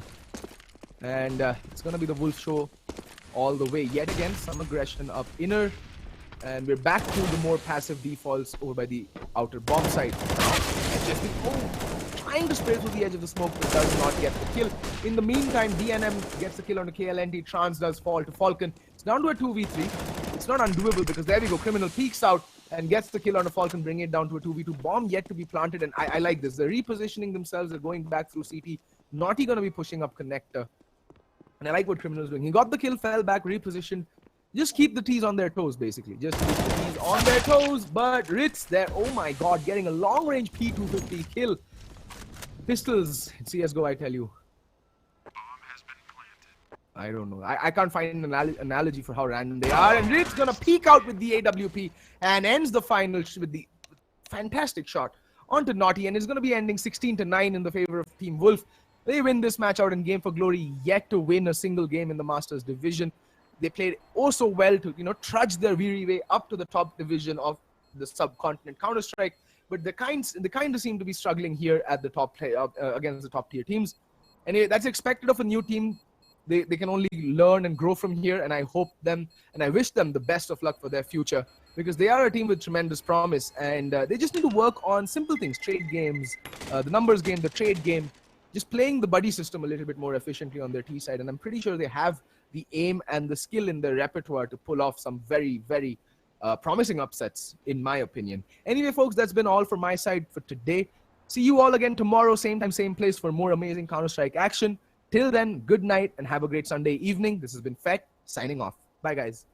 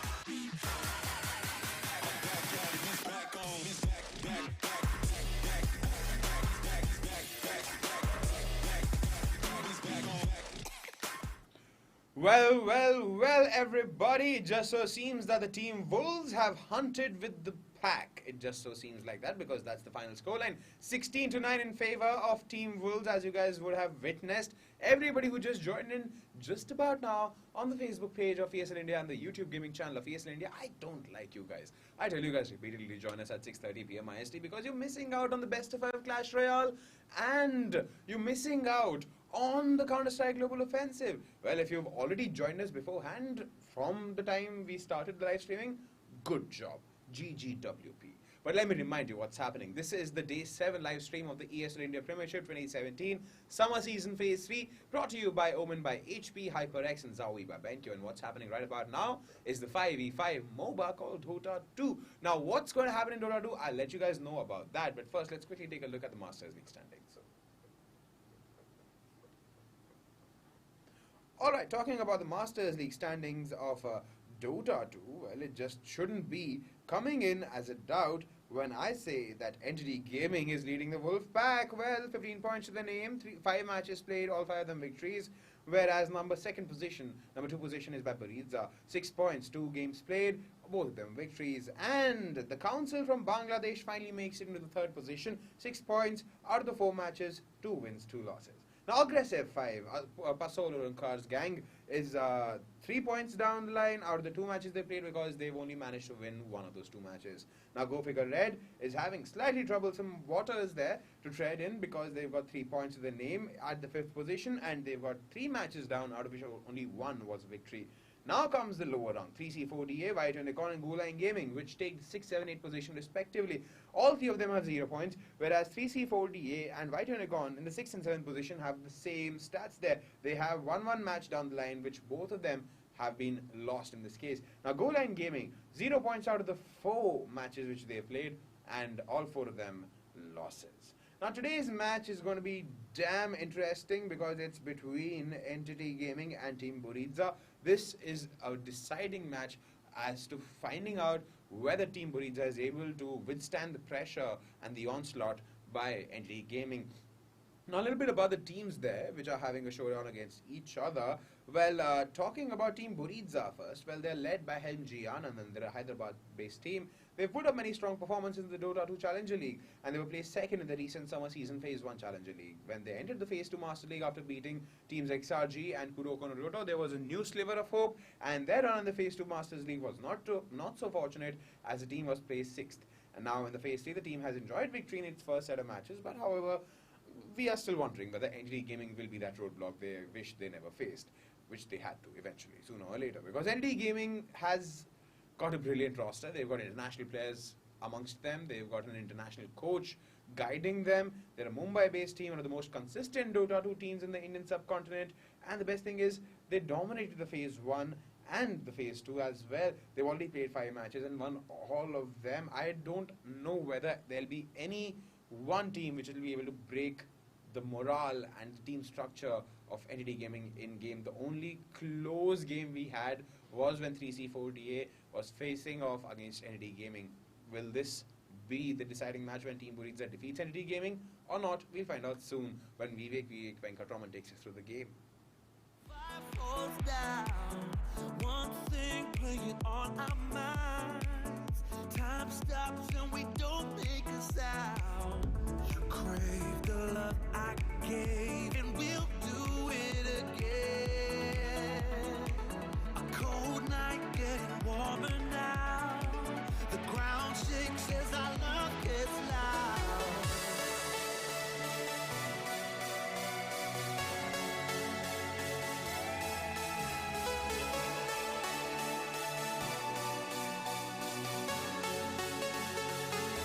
I'm ready to love. We're the champions of the night. I'm ready to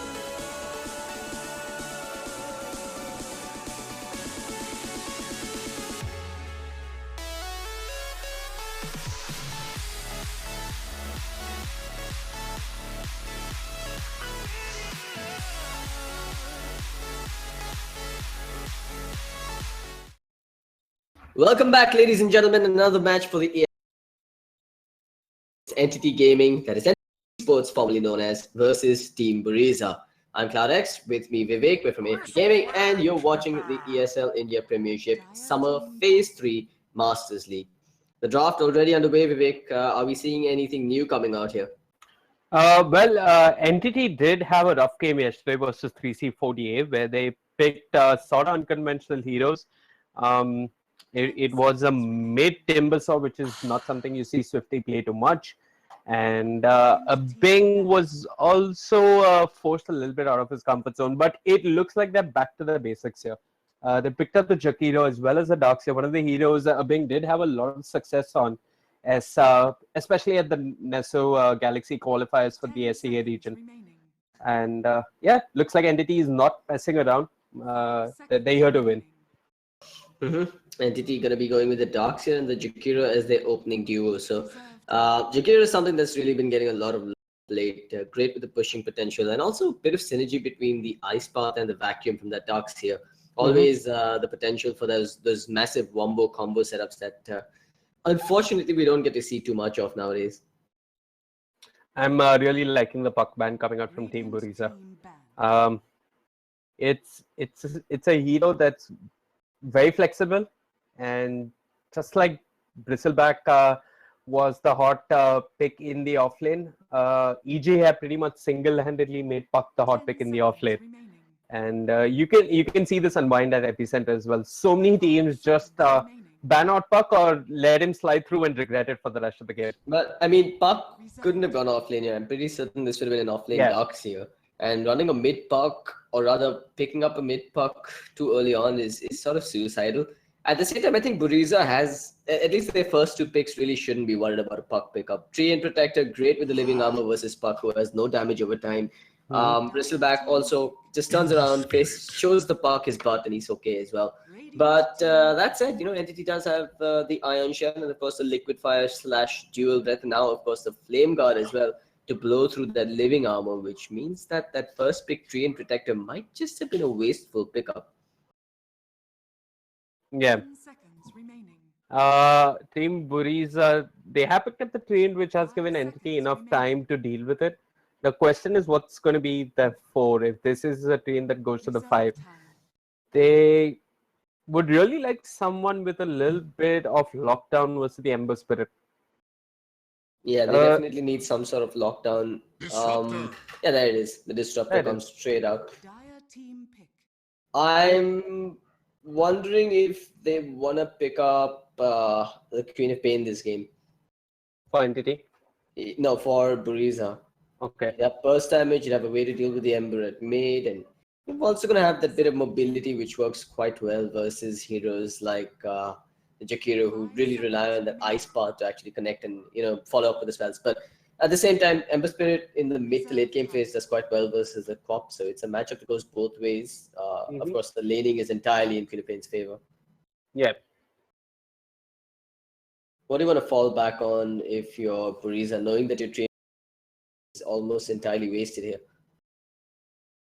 I guess he's still got a skill that provides a lot in team fight, and maybe you just play around that. Try and get that overgrowth to enable other cores. I guess Entity are going to run that Ember Spirit in the safe lane. That's how they've been running it. And it's going to be a job easy Bounty Hunter. Yeah, this I like. Ion Shell on the Bounty Hunter. I guess that's it. Also, kind of one way. I mean, it's the most ridiculous of things, but it can chew through living armor. But yeah, they picked up the Bounty Hunter. Not sure who they're going to contest early on in the jungle, but even otherwise, just the early game vision that he's going to be providing. Value with that Bounty Hunter pickup. It's good versus the Disruptor. If you find an isolated Disruptor, he does take quite the beating from that Bounty. And it's also decent versus the Train Protector going invis, drop down that track on him, get vision of him, ensure that, he's not coming back into the battle with those annoying roots every now and then. But at the same time, Train's good versus the Bounty Hunter. When Bounty goes running behind a hero, the living armor really does help pay off. But that said, you can never really count out the vision advantage that Bounty brings to the table. Entity Gaming banning out the Queen of Pain. It gives me the impression that they think of running the Ember in the mid lane, or maybe just trying to bait out another mid ban from Team Buriza themselves. But Team Buriza, they've gone ahead and banned out the Ursa. I mean, there's nothing stopping a mid Ursa here, or even actually, there was nothing stopping a mid Ursa from Buriza. Actually, I think they should have gone for it. It's decent versus the Ember Spirit. But instead, they're going to ban out the Queen of Pain. Entity doing the right thing, knowing that the Quap could be much of a contest to that Ember Spirit. Buriza, what other options here? Well, Clown K does play the Storm. Damn. Yeah, there it is. But actually, Storm's a really good pick. Yeah, Storm, good pick, but Entity did ban out the Crystal Maiden early on, so they were okay giving away the Storm, but not the Storm along with the Crystal Maiden. And now it remains to be seen whether this is going to be a mid-Ember Spirit who does have kill potential versus the Storm early on with the No, it's actually the other way around, man. I think the Storm pretty much decimates the Ember Spirit at mid. And yeah, they know this. Entity are going to pick up the OD instead and push that Ember into the safe lane. Okay. Yeah, Entity have been running a lot of Ember on the safe lane. Blizzard, I mean, every time I see Entity pick up the Ember, it's on the safe lane. And I wonder with the change out of the talents, that magic amplification coming down to 8% all the way from 16%. around 15%. IceFrog was Wasn't just it off by 12? 7%. Wasn't it 12% to? No, it was 15 before that. Oh God, okay. Yeah, but I'd like to see a Battle Fury Ember Spirit. They've got, I mean, the old school DPS style Ember Spirit, primarily because they've got enough pure damage and magic damage coming out between that OD and the Jakiro. If it does go to the ultra late game phase, you probably do want to have Ember to fall back on with physical deeps.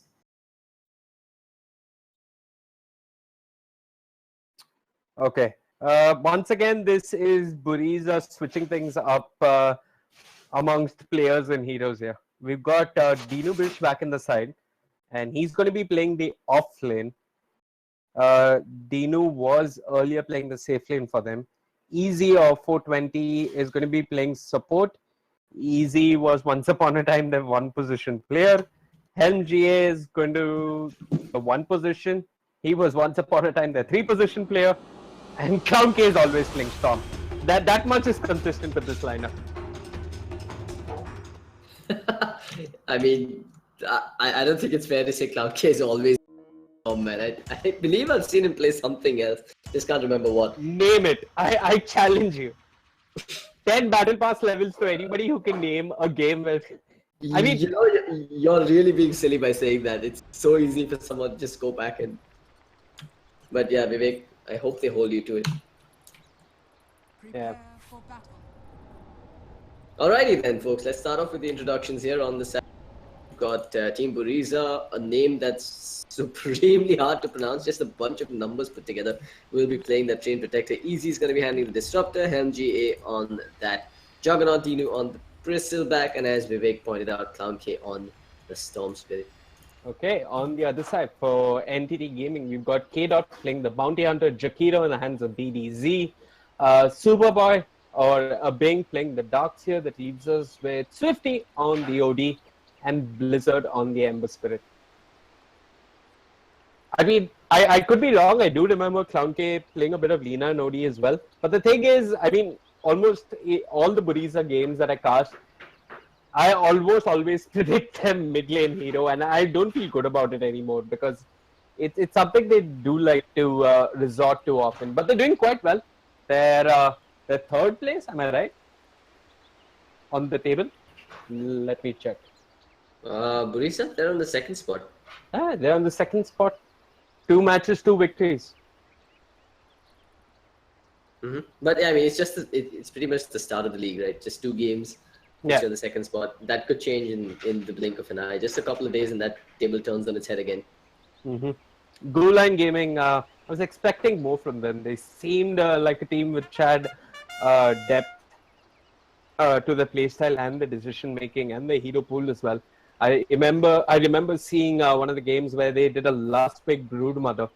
And despite the Broodmother being shut down heavily, they still came back. I mean, Brood died like 5 times within the first 10 minutes. This was also standard 5. But they knew what to do. They didn't stop the split push. They didn't fall to a lull and try and catch up in terms of farm. They just kept the pressure going, and they split push quite well, I must say, and they did end up taking that game versus standard 5. Who aren't a pushover team, let's say. Standard 5 are a pretty good team. They were in the Masters League in Phase 1, if I'm not mistaken. Standard 5, yeah, but I mean, that's a team that's really fallen. And they've just toppled down and down further down the ladder. If I'm not wrong, they even dropped from the Challenger League further into the Starter League. Really? I think that's what happened. I'm not too sure, but I remember seeing them struggling in the Challenger League as well. But yeah, they were a team that did show promise. But let bygones be bygones. You've got the reconnect. This game is getting back underway. I think it's a stretch to imagine Buriza taking this game. It's really going to boil down to what Buriza can learn from this game. Because Entity has basically been slaughtering everyone that comes in their way, except for the game yesterday, if I'm not wrong. Yeah, I mean, it wasn't a straight up slaughter. It went longer than expected, and at one point, 3C48, they had all the items to deal with the heroes on the side of Entity. But yeah, I've got to give huge props to Bing on his Enigma there. Got those clutch black holes. and pretty much pulled his team back into the game by those 3-man black holes, which he landed not once, but at least 3 times, if I'm not mistaken. Yeah, so we should be watching for some very clutch vacuums this game then. Oh, he does. His Doxy is phenomenal, actually. Alright, so you've got OD going up against Storm at the mid. That's a matchup that pretty much favors the OD quite heavily. Auntie Rune gonna be actually stolen here by K-Dot. Okay then. Bounty hunter indeed. Applause comes up from a thing. That's job easy, right? Oh yeah, that's job easy. The applause was from a Bing though. I see. But yeah, middle this lane, you've actually got 3 heroes sitting around at mid. Easy on the front. Courier gets sniped behind by very patient Drain Protector. So that's a Magic Stick, an Orb of Venom, and an Iron Branch all taken away. That was the Bounty Hunter's Orb of Venom.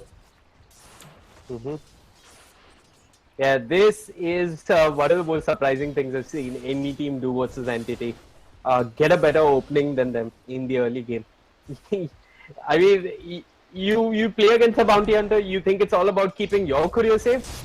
The TN says, heck to that, I'm just going to go get your courier instead.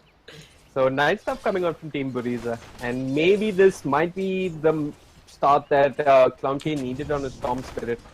A lot of D-wards in the mid lane. Yeah. They both end up getting the sentry taken down. Easy done. But this is where things could get troublesome, right? Because they've got a courier, they can ferry out a sentry ward of their own, but the bounty hunter can't do the same. So I think Job Easy understands this, which is why he's leaving that lane altogether. Moving into the jungle, probably contest bottom and then steal a bounty rune. Yeah. What this means is that Bristleback should be doing fine in his lane. I mean, maybe the Ember and the Jakiro can kill him, but I don't think Bounty Hunter is going to be trying to shut down the Bristleback. Instead, Bing is applying some pressure early on. K-Dot is there, double iron shells now. Helm, I'm not sure if he's taking a look at his health bar. And no Janata just yet, so it's going to be fine. So far, so good for Entity, I have to say. Quick look at the CS charts reveals. Lane. He's got himself just 1 CS so far, but he's managed to pull the creep wave to the side now. This should help him get some EXP and possibly even some last hits under his tower now. That's a bit of a recovery. I think PDC should have been in position to stop that from happening. But yeah, I guess he's gonna pull it. He stacked a camp, he's gonna pull it on his own, so I should hit the reset button in the lane again. Alright, Courier's back and it's gonna come out with a full magic wand now instead of just a magic for Swifty. But the damage has been done. You can see Clown K pulling ahead in terms of CS. He could... No, I don't think he could die here. There's gonna be some harass damage coming out of him. In fact, he's gonna be the one getting aggressive with his DD rune. He's got a bottle as well. Look at the attention to detail coming out from Team Buriza. Easy actually ferried that bottle all the way for Clown K. They're not taking the chances and not getting complacent. Heck, we got 1 courier sniper, that's not enough. Clown K in trouble here. He's going to take a bit of a beating. They actually did toss out the shuriken, but it just wasn't enough damage. In fact, Swifty's in trouble himself. Has to pop those wand charges and get back up before he can pop the salve. K-Dot, Job Easy takes a bit of a beating of his own. So Easy's rotation proves successful, keeping Entity Esports at bay in the middle lane. Top lane, Dino could be in trouble here. They're going to run for Flame Guard active. The stick charges, they pop Mango as well as a Fairy Fire. Dino will survive and he'll salve up as well. Yeah. Small error coming out from Team Buriza here. I'm not sure I think he's getting so much out of his lane. Dino might get a kill here. He's got on BDC, he's got... he's just got 1 more Quill Spray. If he gets the passive Quill off, maybe he dies, but that was just way too deep. It's not checking his mana. The rule of thumb when you're playing Bristleback is if you can't Quill Sprays, don't bother. Yeah. RTZ's rule of thumb when playing Bristleback is threat switch every time you use Quill Spray, which is insane. I don't think RTZ is the only one that does that. I mean, anyone with more... Okay. I haven't seen too many people do that, but yeah. There's the train coming in at mid. Swifty has the imprisonment. Should consider imprisoning himself. Never mind then. He just gave up on life. So the small advantage that Entity are getting right now is Bing is getting a lot out of his lane. Not sure if the Juggernaut is unable to get those denies, but ideally you want to be getting a fair bit of denies versus the Darkseer. And right now the Juggernaut has only one deny to his name. Of course, No, go ahead. yeah, so, well, Easy's been spending a lot of time in the mid lane. The problem is Dinu's not getting much out of his lane, and it looks like he might go down again. Blizzard is here, holds him in place with the chains. It doesn't even matter, they're just going to burn him down. BDC scores for kills. Yeah, no fairy fire this time, no one charge is nothing. So he doesn't have dropping. I mean, he doesn't even have a magic 6, so no fairy fire. But yeah, back to the Darkseer, right? You say he's doing well, but a lot of those that CS is from neutral creep. So even though he's at 32 and top of the charts, he's really far behind in terms of net worth when you compare it to the Juggernaut. All in all, I've got to say, I think Buriza are winning this early game, this early laning stage. But with Blizzard getting that extra bit of money on the top lane and keeping the Bristleback at bay, that could come back to bite Buriza in the butt again. Do we have ancient stacks? None available so far for Dinu, so no real catch-up mechanism for him either. Yeah. Easy's already been doing a lot, but I'd really like to see him stack up those ancients for the Bristleback. Dinu dying twice before Shrine comes online mid lane, they're moving on to Swifty, and just a little bit of Harris. Yeah, just forcing out another Astral Imprisonment there, and a few hits as well, but Clown K, he's at level 5. He actually got out-leveled by Swifty because of the supports leeching ZXP in the lane. Even though Clown K has got more denies and more last hits, he's still suffering in this lane. Yeah. But on the flip side, he's going to have a fair bit of money to go line with the ball lightning. Anyway, Dinu could be dying again at the top lane. Blizzard's going to... They do have the steering chase. They have remnants if they want to pop it. Just gonna burn him down for now. Here comes the tree. They've got the punch coming out as well. Will they get the return kill? Dinu running forward with the quill spray. Has one more available. Needs to get in range for Blizzard, who jumps further away and gets out to safety. But BDZ, things may not be going so hunky-dory for him as Tree will punch him in the back, slows him down with an Orb of Venom, and secures the kill. But hey, Dinu ended up dying as well. Definitely not worth it for Team Buriza. Yeah. Not worth it at all. I mean, if they got the Ember kill, maybe you could see some value in that deep dive coming out from Dinu. But yeah, there are a couple of heroes which are not fun to play from behind, and Bristleback is one of them. I mean, you want to be charging in, right? And when you're charging in with not too much to your name 10 minutes in, it really hurts. He has a Quelling Blade, a Stout Shield, and boots, and a Windlass. He's searching for that Ring of Health 8 minutes in. Yeah, meanwhile, take a few hits there from the bounty hunter. He's forced to pop a salve, but I'm not sure if... Yeah, I think Easy dropped a salve on him there. This is a Juggernaut with a full Iron Talent, by the way, so he's clearly looking to continue farming for the most part. And also the Iron Talent does help versus that Darkseer when he pops it on his own creeps, but little does he know there's a bounty hunter that's just creep skipping by himself here. This puts him in a really sticky situation. Easy, he's gonna have to get back into the trees to actually survive this. A vacuum completely whiffed there by a Bing. Yeah. The thing is, the Treant has the TP available as well as 3 points and living armor. So this rotation could end up not working for Entity, and they're just going to give it up altogether. Clown K, where's he off to? Things in this. Meanwhile, top again, Dinu gets jumped upon. BDZ comes into the side. Liquid Fire to start the threat to follow it up. Comes in, the double remnant forward. They get the kill on Dinu and they turn their attention over to the Treant. Searing Chains, unfortunately, not connecting on him.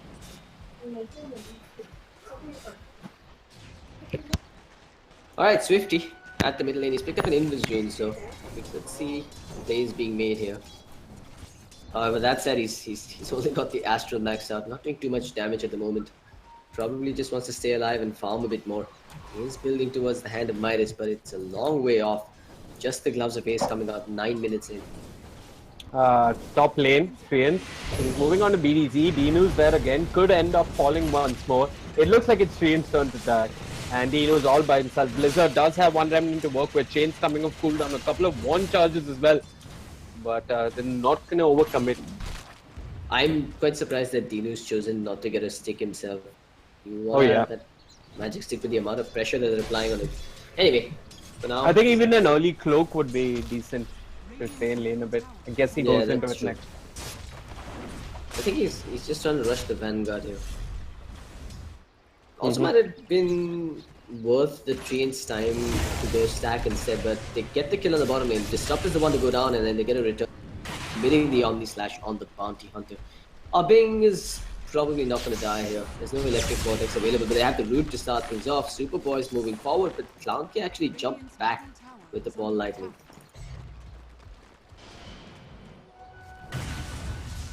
Again, this opens up space for Swifty though, to pound away in the middle tier 1. What's funny is most of the games that ClownK plays on Storm, he usually has a hard start in the lane and then makes an insane recovery. But this is one of those games where he's had a good start, but now he's being chased by K-Dot. Elsewhere, Blizzard manages to bring down Dinu. This might be a kill on the Bounty Hunter. Yeah, so across the map, it's a bristleback for a Bounty Hunter. And time again, it looks like Team Buriza are just losing too much in their offlane. That Bounty Hunter death was questionable. I mean, Clownk knew he was there. He dropped a rem, got some damage off on an Invis Bounty Hunter. But he just got greedy with that Iron Shell, thinking he'd harass that Storm Spirit a bit more, even though he walked up to his shrine. Yeah. But again, the fact that Dinu has died on top once more, that's his 5th death in this game. This should not be happening, man. A Bristleback should not be dying over and over again like this to an Ember and a Jakiro. If things are going bad, you don't just walk back into the lane again and again. You go stack your Ancients and do what Bristleback does best. You play catch-up Dota. Yeah. So what Dinu does is he farms the neutral camp, and the neutrals are dead, and then he goes back into the lane, and then he dies. But this time he does have a little bit of support coming in. ClownK is there. Entity have vision of this with that ward on the cliff. And this might be the death of ClownK. Blizzard does have 2 remnants, goes in with the chains. It's the burst damage there. They commit the macro fire.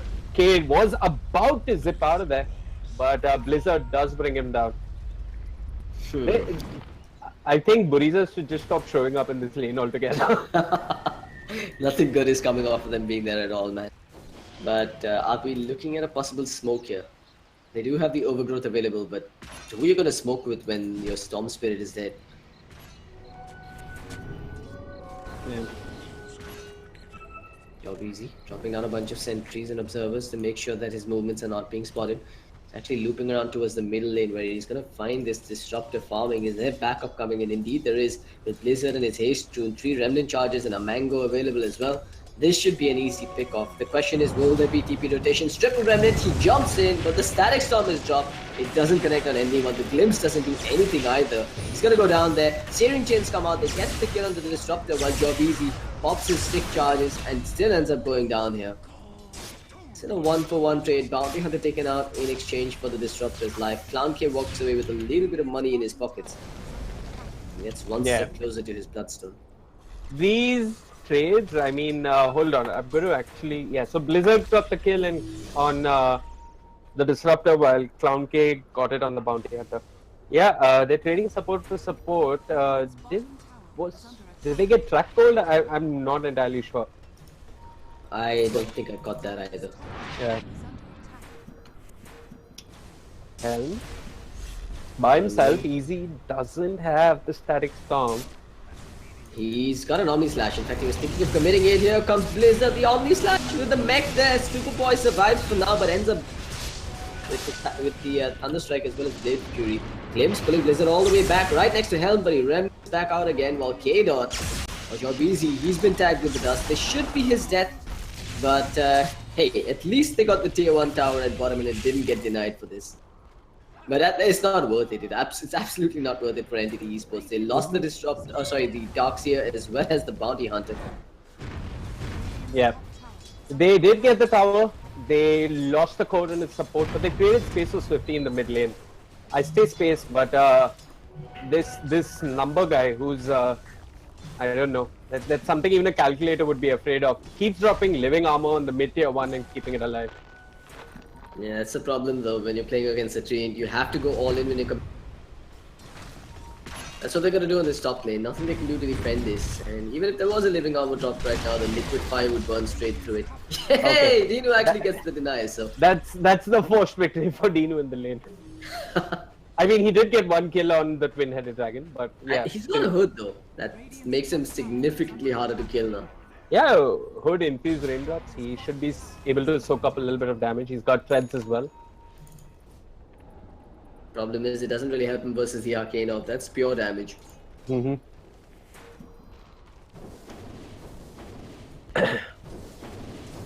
We've got a track train protector sitting in the middle lane. Joby. Not afraid of the train hanging around here. Does train know that he's been tracked though? He's gotta know. He's probably spotted this. Yeah, he is.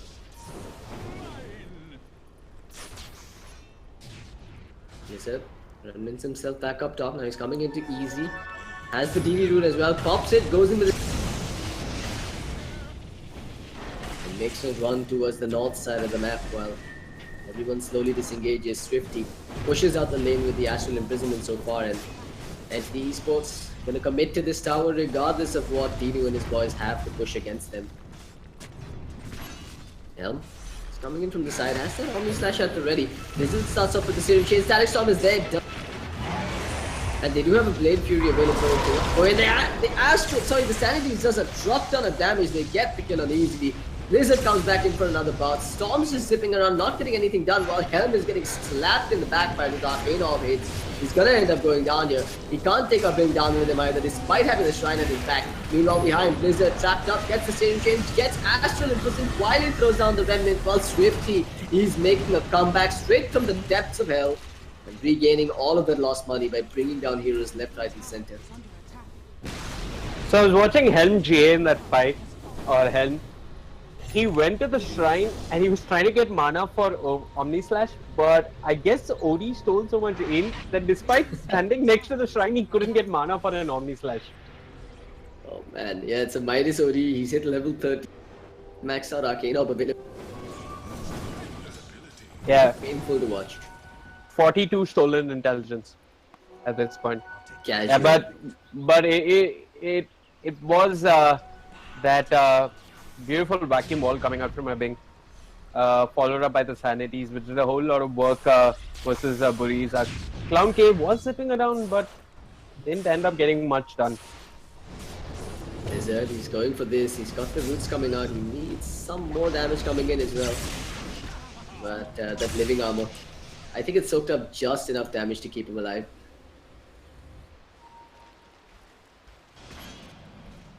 Anyway, let's have a look at the bristleback. He's got power treads in addition to that hood, so good choice to not go for the Vanguard and getting the hood up instead. Once they have the fight, they're going to be significantly better poised to take fights. Treant, his invis is broken. He punches BDZ, but without the roots coming in, he's okay with that. He's just going to reveal positions and break down a bunch of chains with the Macropire. Meanwhile, Blizzard comes in. Helm has been stopped with chains. Silver Boy does use the vacuum to cancel out that TP. They wait for the track before getting the kill. Getting that extra bit of money in their coffers. Yeah. 600 gold for killing the team protector. Oh man, that's painful, especially when the train is behind in terms of team net worth. Yeah. This is like when you shop on e-commerce websites and then you finally actually go to a mall and everything is so much cheaper or expensive. Top tier 2 in trouble. Tino's trying to do what he can, putting the 3 waves behind. He's got to be careful here. They can actually dive him. They've even got the triple remnant if they need magic damage, but that would be the ideal setup for the disruptor. To drop down a good static storm. They'll start off with the chains. He won't really follow it up, just chipping away at that tier 2 tower, hoping that a team fight breaks out now. One of the big deals about this entity power spike is that they've got that mech on Super Bowl. They can soak up a lot more damage than their opponents can, which is why they're not too afraid to take fights here, but they're going to wait for the ideal positioning before they do it. BDZ runs forward, Superboy runs forward as well. They don't have the vacuum connecting, but they've got double tracks thrown out. One on Clown King, one on the Bristle. Bristle gets his mana back. Overgrowth connects onto two. Storms it in. The Static Storm is dropped as well. But the Astral, along with the vacuum and the wall now coming, is gonna drop the Standing Eclipse. He's holding on to it. Triple Remnant forward. Lots of damage being dished out by a monster kill Blizzard as they'll chain up Dini. But they've got a turn kill and run. A lot of those quill space stacks have stacked up over the duration of this fight. Helm comes in from the side as well, trying to do something, but hasn't quite accomplished anything here. His Blade Fury is back in 2, 1, pops it, dodges the Ice Path, and does manage to make a break for it thus far. Blizzard, Steering Chains back online, has them, connects them along with the Atos root coming up from BDZ. That should be the death of one. Perhaps they get Clown K as well, who's trying to get the kill on BDZ himself. BDZ will drop to the tower. Blizzard is taking a beating here. Bristle has entered the fray as well. A Remnant is available, but he doesn't quite jump to it. A godlike taken away by Dinu, and 1,000 gold goes into his pocket. Entity Esports overextending and getting punished for it. I think Swifty was the look only at fight one that, recap. Swifty actually had the sense to say, hell no, I'm out of here. Yeah. Swifty kept Blizzard alive through all of that. And if it wasn't for Swifty being out of range of the Static Storm, that fight could have gone in a completely different direction for Entity. But yeah, Dinu did get the return kill on Blizzard. So it does sort of level out at the end of it all for Team Buriza. And yeah, you can see the power of the peak support. Hold on, mid lane, Crown K zipped in, zips out. He's zipping in again, has no mana. There's a lot of noise, of very little damage being done in the end. It looks like Easy might be the one who takes the fall. Blizzard just too much with the Iron Shell and the Flame Guard. They have vision on Clown K. Clown K has not much mana to work with. Arcane not doing its work. There's the root from the Jakiro. He thinks he's going to TP out, but he's held in place with the Ice Path. He's working with his last bit of mana, but ultimately goes on to deny himself. I did see... No job, Easy's not chasing anyone. Yeah, good itemization coming out from BDZ. The Atos is going to be a really valuable item versus Tom Spirit. Trient has vision on Blizzard here. He should... Okay, he doesn't have vision yet, but he walks a couple of paces forward. He'll know Blizzard is waiting here. He's pinged him out as well. I mean, he could come in with the Overgrowth if they really want to make a play, but a sentry has been placed by Entity.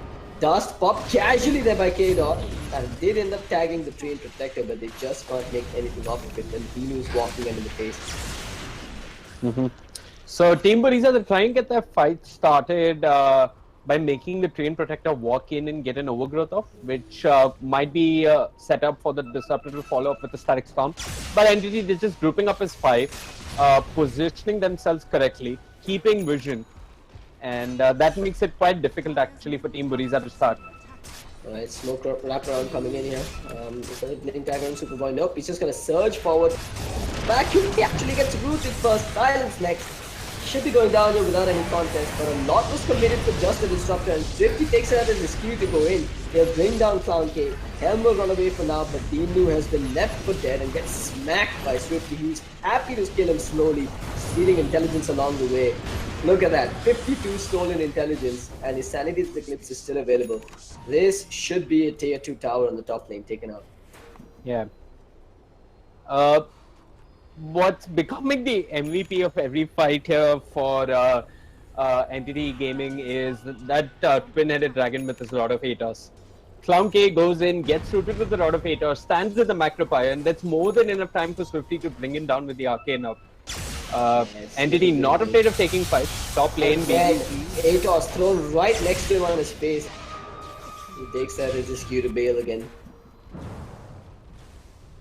That was so risky, man. If Swifty was anywhere in the vicinity, that was dead Storm Spirit.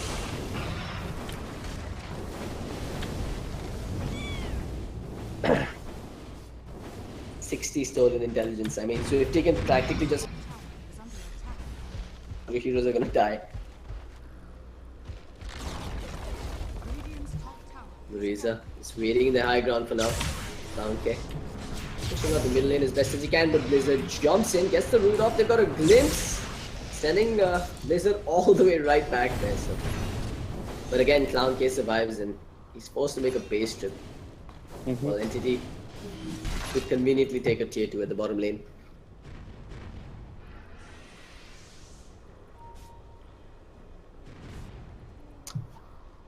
Team Buriza, they really benefit if they manage to squeeze a pickup now.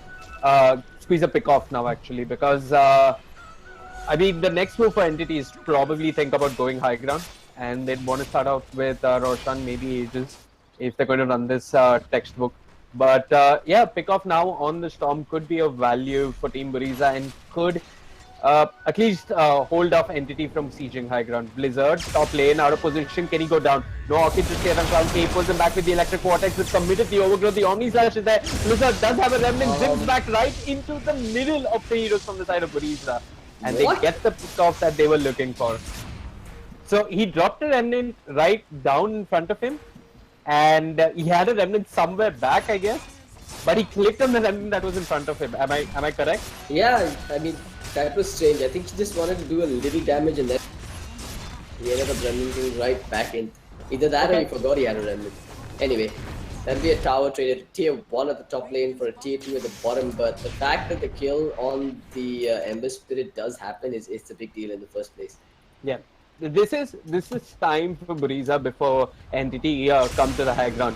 And I really want to see Team Buriza spending this time to get some farm on the Treant Protector. If they're relying so much for overgrowth and team fights, enable the Treant Protector, help him get that blink, because if that's how you want to start your fight, you need that blink dagger on the Treant. That's what I'd really like to see Team Buriza do. Get as much farm as possible on the Treant. Yeah, but I mean, he's a good approximately 1600 gold away from a blink dagger at this point. It's gonna take a long time before he gets it. Or maybe pray you get another pickup. Pop a smoke. You need to buy time before your high ground is getting sieged. And the thing is, Entity can't siege high ground straight up. I mean, they've got the Solar Crest from the Bounty Hunter, but I don't think an Ember and an OD are very great at hitting buildings. They're not bad, but it's going to be slow and painful. So they're going to look for pickoffs. That's where the Jakiro comes in, though. Oh yeah, I forgot. Get up close, get that liquid fire going, slow down the tower a little bit. And burn away at it with Pevin as well. But yeah, if Blizzard gets picked off again, this could be really troublesome. Yules is he? No, he's actually got like a mixed bag of items queued up. So probably a Lincoln Sphere. Okay, it is a Yules and next to Lincoln Sphere.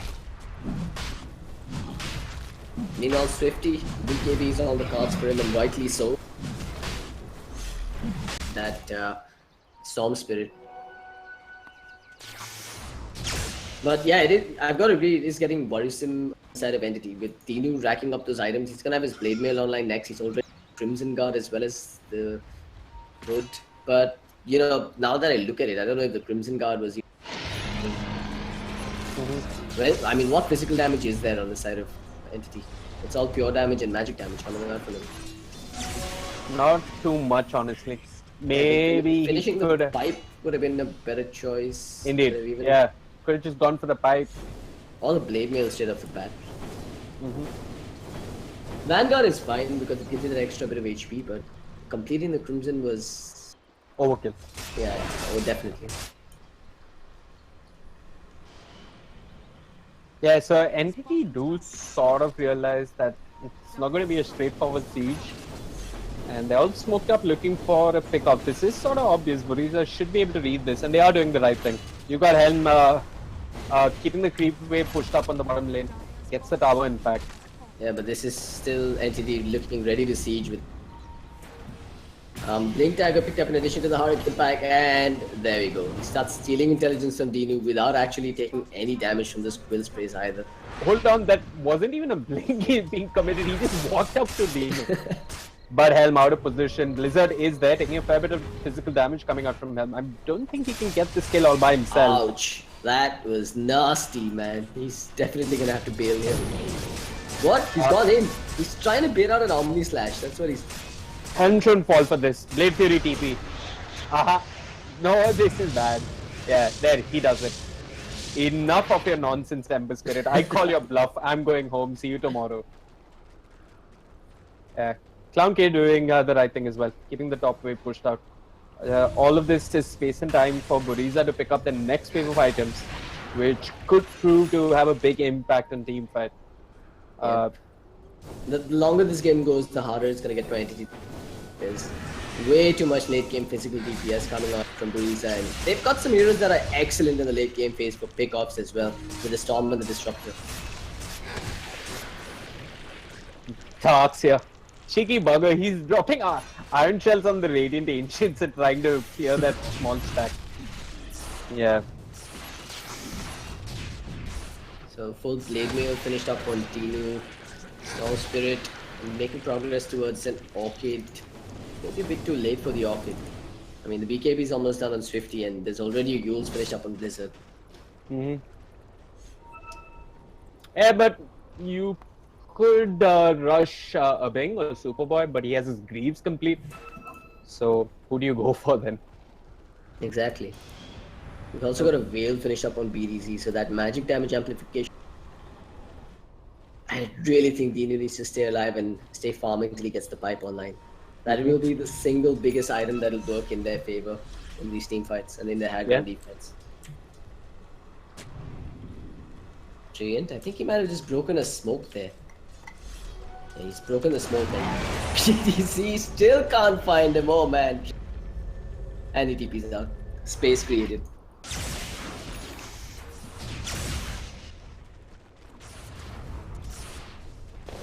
I like what Buriza are doing.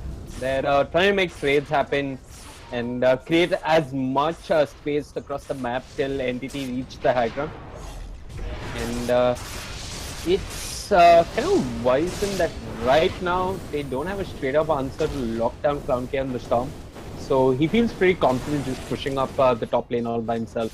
Yeah, at the same time they don't have anything to do with Blade Fury TP either. No physical damage like we pointed out, so he Blade Furies and TPs even in the late game, he's out of that.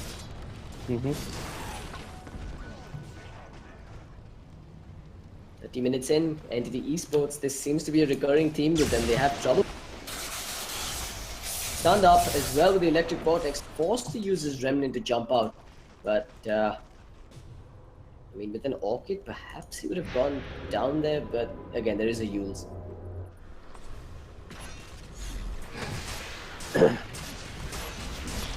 This time Swifty is not going to use the Hurricane Pike. Dinu has the Blade Mail at the ready. He's still stealing in. He's actually not returning that much damage. But as much as he would have liked, at least. Yeah. No easy way for Entity to go high ground. They are hoping to catch someone on the side of Buriza out of position. I mean, the Aegis is really close to timing out Swifty. Now there's the... Heck, Aegis isn't even gonna run out. They have a pipe on their own side. They'll get the pipe up, survive the most of that damage. Bristleback is down without a buyback. And Swifty continues to charge forward. In fact, surged and sent back. Aegis times out. They had the timing noted down perfectly. And he's back up in fighting shape with the BKB at the ready. Is it just me or Clown K doesn't do enough with his mana pool? I didn't quite see him there, so I mean, I had my eyes on Swifty beating up. I mean, I saw him go to Swifty, but yeah, easy. Okay. Anyways, the bot easy. Yeah, the bot down. He has a buyback, but that vacuum again, it's gonna bring down the tree. This is things going south very quickly for Team. Storm zipping in, does a little bit of damage, but then he's forced to zip out as the back and fighting shape again. Tier 3 tower is down, Jakiro with the liquid fire, and again, this will be a lane of barracks going in favor of Entity Esports. Who said you need physical damage to win Dota?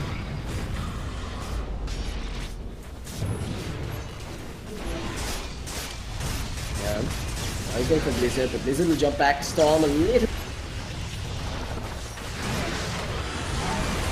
Doesn't have his BKB available, but he doesn't need it. The silence just times out as he stands his ground and mans up versus Dinu. 76 stolen intelligence, and he brings forward, gets some more. Man, this is getting ugly. Easy. Probably gonna be left for dead. No, even he's gonna TP out here. Easy. He's got the glimpse. He even committed the. Jakiro takes an overgrowth, takes a diffuser blade, and finally ends up going down.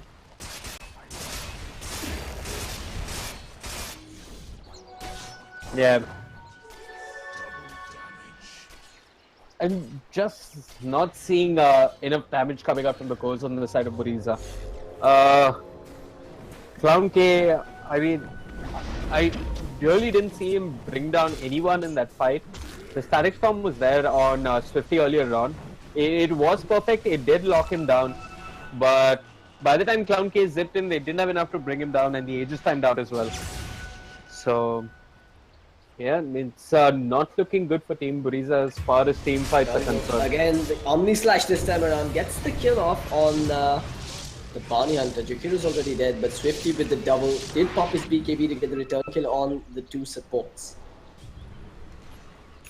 No buybacks on either of those two supports though. Maybe they get an objective. Yeah, they're going for the shrines.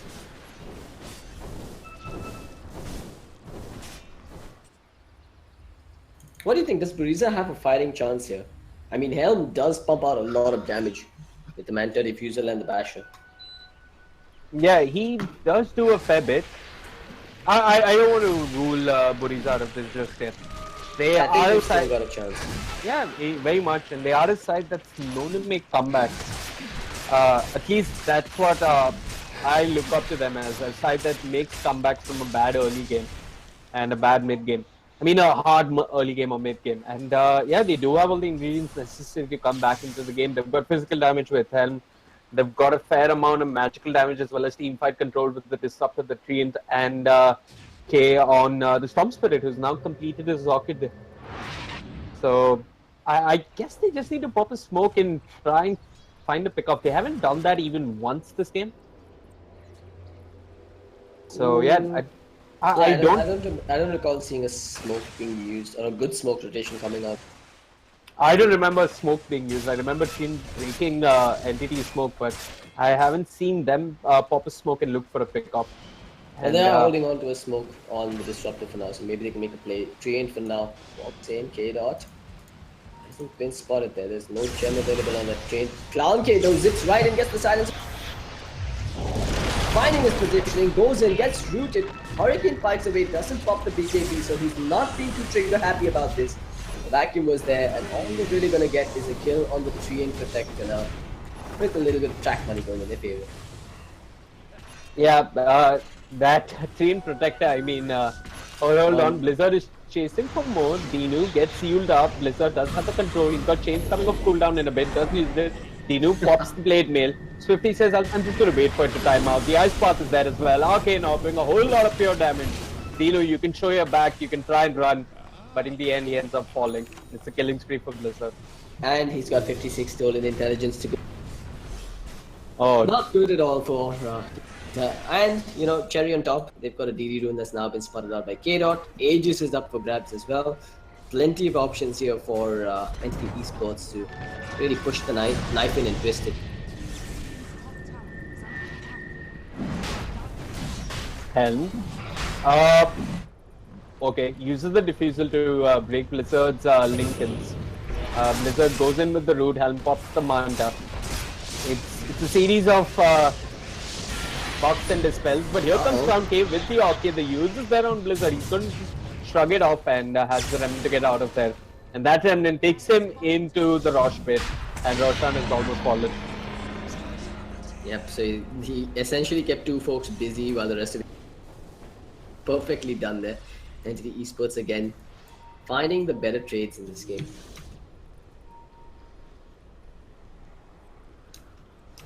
This, I mean, I don't even know what you call him. This number guy on the Team Protector, he's gone back for an iron calculator, man. Let's call him value of 5 because he's figured it out, it seems. 6 plus 250. Now we all know which school I went to. But yeah, Mr. Calculator, he's gone back for the iron talent to catch up. And that catch up was supposed to be a medallion, which is not coming anytime soon. I mean, I want to say he's done his job rather well. His overgrowths have been there, but they haven't led into enough for his team. Blizzard does miss the chains. This should be a slow and steady siege coming out. They've got the Aegis, there's the jump in. Helm comes in, gets the bash off on Swifty, but he's got an Aegis, he really doesn't care. The wall along with the sanity eclipse, so much damage being done here. as Swifty doesn't even end up losing his Aegis. Double buyback, one from the Jug, one from the Storm. Storm zips in again. They know that there's no BKB on Swifty now while dealing. He's tanking like a boss in the front lines here, but it's not enough. Swifty just mans up, hexes down the Storm. It's a dieback and then a Hurricane fight to take him away. He finally loses the Aegis to the Blade Mail from the Bristleback, but that's the only thing that NTT Esports has lost. While they're going to end up losing Dinu as well. Swifty again just stealing intelligence with every single blow that he dishes out. The root is there from the Atos and Helm. He's going to have a dieback added to his name as well. That's it. That's all she wrote for Team Buriza. NTT Esports should close this out with ease. 60 seconds without their cores, 80 seconds without the Jug. Dinu will tap out. Yeah. Buriza need to look at this game, and there are a couple of unusual positives for them. This is one of the few times ClownK gets a good start in the mid lane, has a top spirit. Often he's given unfavorable matchups, and he makes a beautiful recovery in the mid game. It's also one of the few times that Buriza struggles so much in the off lane, and that struggle is okay because the Bristleback did manage to catch up, get his items, but you've got an Ember Spirit who's pulling ahead by a fair bit, and that's the real concern. A lot of positives in the laning phase, but a lot of things to look into as well for Team Buriza. Yeah, but I mean, for the most part, I think it was just a subjective thing where Entity outplayed them in most team fights, outmaneuvered them, made some better split-second decisions, saving their BKBs till the last moment. All those miniature things that highly mechanically skilled players do. Entity had that right, and I think that's what saw them cruise through to victory today. All right, folks, we're going to wrap it up here. I'm CloudX with Vivek. Hope you guys have had a blast. We'll be back again tomorrow evening at 8 p.m. for another matchup from the ESL India Premiership Masters League. See you guys around. Bye-bye.